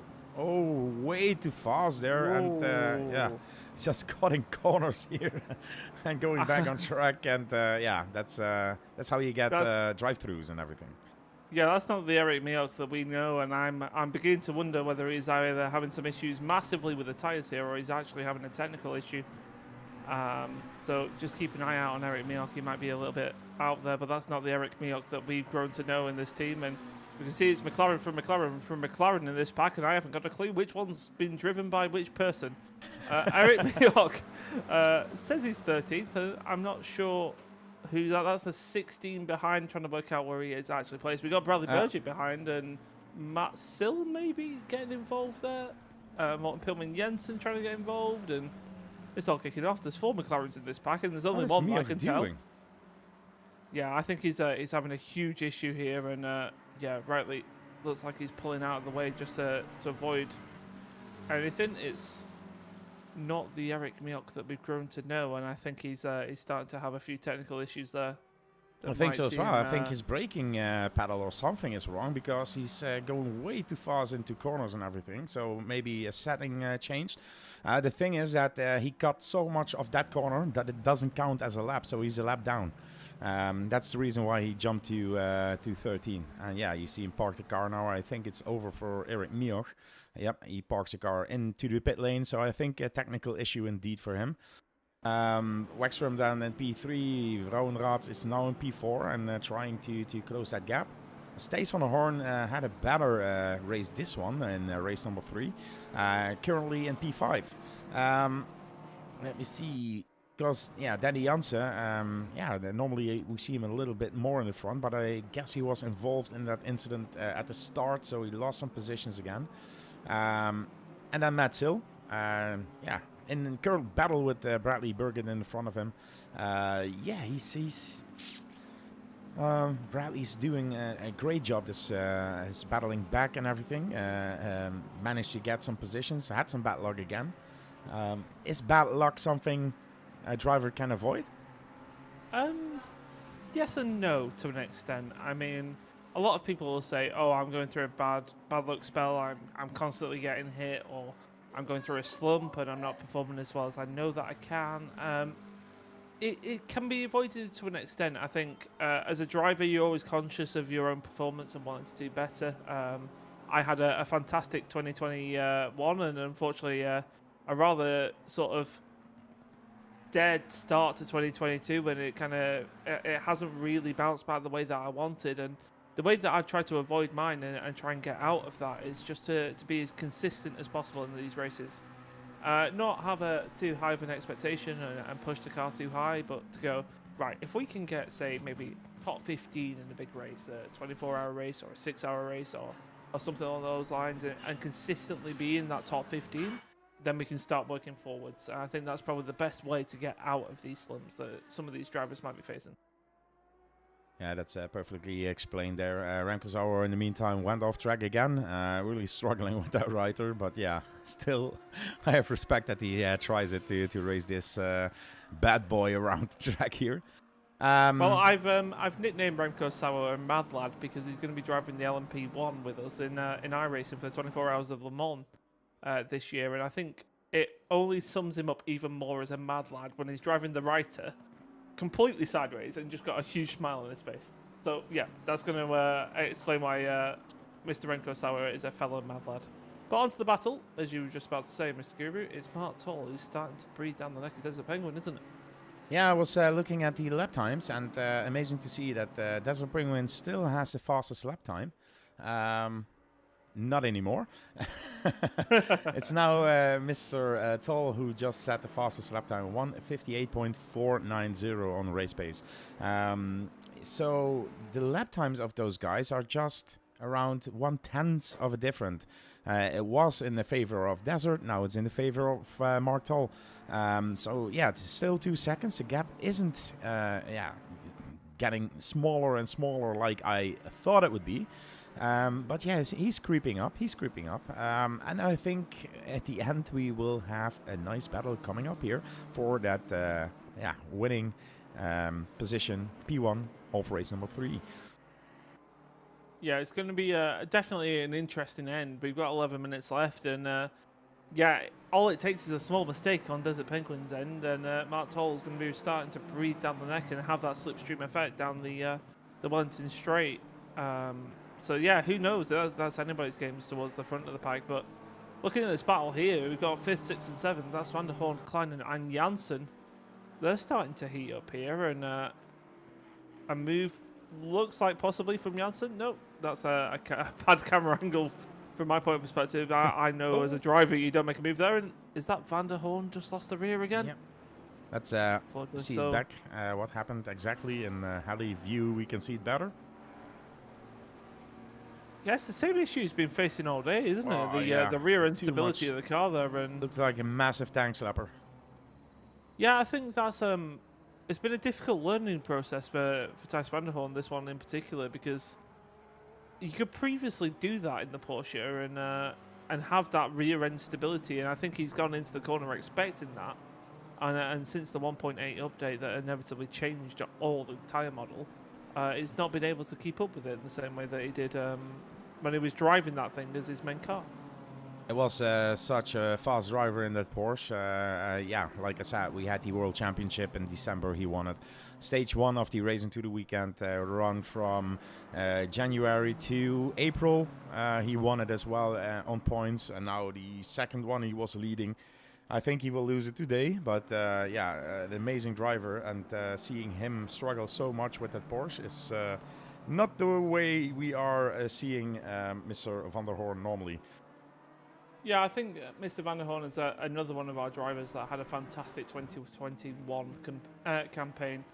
Did so well since joining the team, and he won the 4 Hours of Donington. He was winning RCI Endurance. He was part of the PLR World Tour team that ended up winning the championship as well. He was insanely active, but also insanely successful in what he was putting his mind to. It was himself that was... I believe Desert Penguin was part of that lineup. Dutch Stig was there. There was a good few drivers. Stan van der Koelen, who we've seen a few times in the Racing to the Weekend series. He was part of that lineup that just brought so much success to the team. And unfortunately, he's not had the same bounce that he had in 2021 so far. And it's a driver that I'd probably say is one to watch. He knows exactly what he needs to improve on. And unfortunately, he's just had a little bit of a string of bad luck. And yeah, just hopefully we'll have a better second half to this sort of this year and start bringing back those results that we know he's capable of. I think with the drivers that we have, we can get for more successes this year. And yeah, the big leagues and events are still to come. One of those is, for example, Le Mans. You are driving it as well on iRacing. I am indeed. For 24 hours. So I'm really wondering, expectations? Do you think... Expectations? Do you honestly want that conversation with me again? So the expectation for me is I have done Le Mans for endless years, and we were so narrowly lost the sort of the infamous crown of being Le Mans winners. Last year we had a 2-lap lead with about 17 hours to go, and I know it sounds just, crazy. 17 hours to go. That's a long time in, but the race was we were at a point where we were starting to almost have a fail-safe, where we were feeling very confident in the car and knowing what the car could do, and we were just starting to nurse the car home, even that far away from the race victory. Sadly, got involved in a contact with a car that magically disappeared due to the power of the internet, and reappeared inside Mr. Dutch Stig that was driving. As we can just see, Danny Jansen sadly making a mistake and safely rejoining the track. Going back to the thought though, yeah, unfortunately we lost that, and all that did was make me want to win even more. So we ended up going away from that. We won the 24 Hours of Spa, fueled off that 2 weeks later, and that only inspired me even more so. So coming into this, yes, expectations is a win or I give up. No. Still middle ground in between. Never gives up. No, I'll quit. I'll retire. I'll throw my car upside down. I'll do a barrel roll. I'll do something mad. No, I'll be constantly trying. But yeah, I'd like to think that we don't really have on a serious sense, we don't really have an expectation. But we'd like to do well, and the team's very committed this year into being able to do that. So yeah, hopefully we'll get the result that we know that we're capable of, and the result that we deserve. I just went to the wing cam here of Desert Penguin, and in the corner I heard some tires squeaking. He lost 1/10 of a second, so still managed to get that car in a straight line, but it could compromise the tire temperatures, and that will mean that Mr. Toll maybe can get closer and closer. 1.5 seconds separates them, but yeah, 1.6 now, 1.5, 1.6, so between the guys, and still we have 5 minutes and 40 seconds to go, so Mr. Toll needs to, tab on it to close that gap a little bit more, because we know that Desert Penguin knows how to defend that car. When he will get in a defending position, he's not able to drive away. We know that as well. We saw it in Zolder. But yeah, if he managed to keep the gap on this level, then your dad will be right, and it will be a hat trick of Mr. Penguin. It will be indeed, and I think one thing we should probably note out is that that gap is slowly, steadily starting to come down and starting to reduce. And I don't think this is necessarily because, you know, Mark Toll is necessarily so much faster at this point. It's more the fact that Desert Penguin is trying to nurse this car so that he's got as much grip, as much sort of higher temperature to play around with, that when the battle necessarily comes closer, he's got the most tools at his disposal to defend and keep that car from winning. Sometimes you'll get to a point where you're pushing so hard that you realise if the car behind is going to catch you, you've got no tyre life, you've got no further ability to push further to defend that. And I think that's what Desert Penguin's starting to just hold back just ever so slightly by a tenth or two a lap. Obviously allowing that gap to reduce, but that means when the battle starts to heat up, thankfully, we'll see a battle, and we won't just see Mark Toll come flying by. Flyby will not be the thing that will happen here, I guess. Or Desert will make a mistake or something, but we know that normally he doesn't make mistakes. It will be interesting to see just under 4 minutes ago. Vroonrad is defending his P4 position down against this guy, Brandon Kleine. Really close to each other as well. Closest battle on track at this point. Waxstrom currently 3.9 seconds away from Vroonrad in the front. That green Bentley, sometimes you see him in a camera shot. Waxstrom is doing amazing this stream. He's really consistent and taking that podium positions. Really nice to see as Brandon Kleine now really is close, and Vroonrad starts weaving to break that slipstream. And let's go to the heli view then. Not enough room at this point to make that move, but yeah, the exit could be important here. I think he needs another lap to just close the gap a little bit more here. Yeah, it's going to take an almighty move in this current situation for Kleinen to get past. He had a good run going onto the Hanger Straight, but yeah, unfortunately, nothing came of it. And like you say, that gap probably needs to come down a little bit. It says it's around the 2/10 mark, but I think it's more near the 3 or 4 at the moment. And if he can just reduce that over the course of the remainder of this lap, as he is doing, as you can see, the battle will indeed be back on. Just going back to Jonathan Marchand, I just want to say that he is possibly the most underrated driver in the Racing to the Weekend series that we've had recently. Is Danny Jansen again exploring the track limits, and I believe that's not the line, good sir. Already has a drive-through, and I'm not sure if he's just trying to get past the pit lane even faster than what he normally does that. If he doesn't watch out, he will get a lap as Eric Neo had. Yeah, indeed. And just to finish that thought, sorry, back on Jonathan Marshall. He sits in the stream and he'll consistently put away those lap times, and don't often see him on stream, but if you always look, he's, like you said, he was fighting for P6, P7, you know, maybe 3 months ago, and now he's constantly inside that top 5, and great to see his progress that he's been making recently. In the meantime, Mark Toll, the gap is now 5.6 seconds. So I guess that Mark Toll made a mistake. We are talking about Desert making a mistake, and that's the only reason that. But it was Mark Toll. Mark Toll made a mistake here, and the gap is now 5.5 seconds with 1 minute and 30 seconds. Now Penguin can nurse that car home, in my opinion. Yeah, it's proof that also that the aliens can make mistakes as well, which we don't often see. But yeah, Mark Toll obviously trying to push very differently to the way that Mr. Desert Penguin was trying to think. I think he was starting to nurse the car home as Desert Penguin, and Mark Toll obviously trying to reduce the gap as much as possible, and sadly made a mistake there by the looks of that. So unfortunately not the race that he's been well, probably the race that he's been wanting, the fact that he's P2, but I think he wanted P1 there, did Martel. Knowing Martel, yes, indeed. Another thing is that Danny Jans here has the same issue that you have. He has a blinker on. The other thing is, like I said, he's a lap down. He cut the track so much. He's still cutting the track like Eric Mier did. I don't know why. To keep up, I really don't know why people are doing this. Danny, what are you doing? And that's Jonathan Matchroom that That's had to take a little bit of a we bit have of to a talk to avoiding him about action, that. and, That's not the way we want it. um, Dangerous driving here. Not entirely sure what's just gone on there, but thankfully Jonathan Matchroom did manage to avoid that, and you can see Brandon Kleiner now starting to breathe down the neck of Thomas Ramrats. Unfortunately, small mistake there going into Brooklands Give it all you can. is going to cost him by a couple of tenths, and that BMW has been looking really strong here at Silverstone, and a lot stronger than what I thought it would do. Indeed, indeed. And yeah, as expected, Remco is still struggling with the car here, that Reiter. Will not be last, so that's good. But yeah, it's a difficult car to drive, and we can imagine.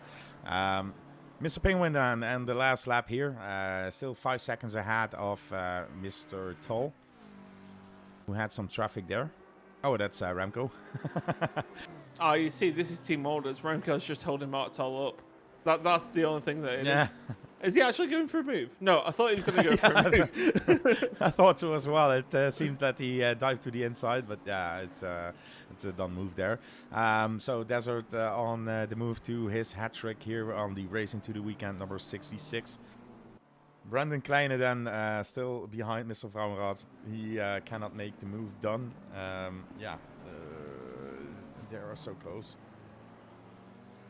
Well, yeah, let's just finish with some closing thoughts then. Desert Penguin ran away with this one a little bit to an extent, to the tune of 2 seconds, and that gap still reduced. I think I saw it down as low as 1.1 at one point between the himself and Martel. Martel made that mistake, but this has ended a perfect run of things. He's not put a single wheel wrong, as he is absolutely nailed Silverstone. Partook in the AOR 9 hours of Silverstone, if I seem to recall and get my facts right, and yeah, it's just showing all the experience that he's gained throughout that training process, throughout the race and everything that he's done there, because he's absolutely nailed tonight.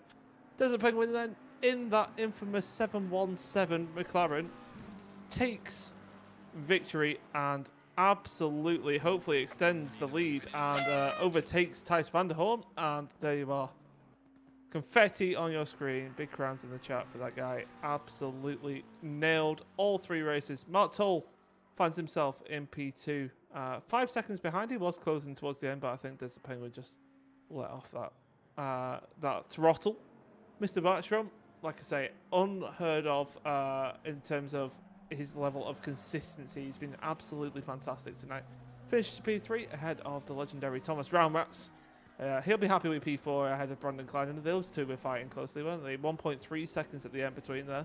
Bradley Burgett in P6. He's had a absolutely great run of things, and possibly not the racing to the weekend that he was hoping for, but he's definitely had some fun battles there, and probably got a big smile on his face. Thijs van der Hoorn, another guy, sadly not had the run of things, and unfortunately, I believe he might have actually lost the Racing to the Weekend standings lead. We'll have to check on that one sometime soon. Dan Hilhorst showing off for the cameras. He's finishing P8 against ahead of Morten Peelman Jensen in that other McLaren. Remco Sauer, P10, and Danny Jansen, the guy that unfortunately ended up missing out, finishes in P11 ahead of Matt Sill. I think he retired with some issues earlier on. And Eric Miok rounds out your race 3 stand. So that concludes race number 3 then for Racing to the Weekend. It's time we celebrate the weekend. And yeah, thank you very much, Impulse, for being here with me today. It's been an absolute pleasure, as always, and I can't wait to get back in for some more on Tuesday. Yes, I had to remember when. Yeah, indeed. Tuesday is the iRace into the week on iRacing as well. So if you want to join, do that. Join our Discord, discord.me/DSRT. G. Steven still in chat said, respect to the can. Bro, you got commercials like it's a World Cup finals. Yeah, you didn't see the DSRT outro yet, so stay tuned to watch that as well. Holy balls, this is sexy. Thank you. Your dad said, thanks again, guys, for the commentating and great racing. See you next week night. Good night, Tom, Dad, Tom, and well. Hope you have a great weekend as well. Like I said, Tom, thank you very much. And I won the Spa 24 hours. I was always coming back with that one. Martin, shush. Martin, shush. Thank you all very much for watching. Hope to see you on Tuesday when I hope Juan will feel a little bit better and then does the iRace into the week. And for now, good night and see you later. Bye-bye.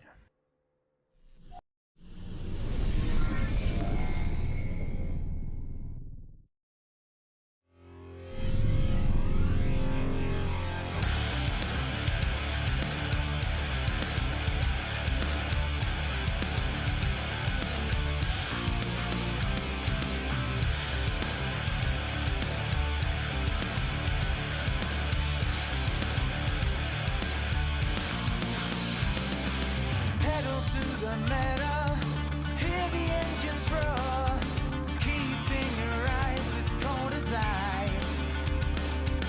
Lay it on the line, we all know the score, making a total sacrifice.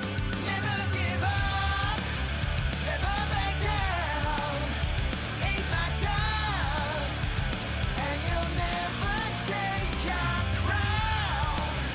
Never give up, never back down, and you'll never take our crown.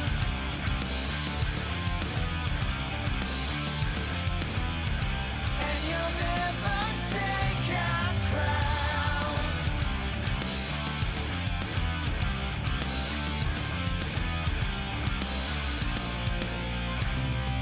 Push it to the limit. Got the need for speed. Seize the chance of living for today.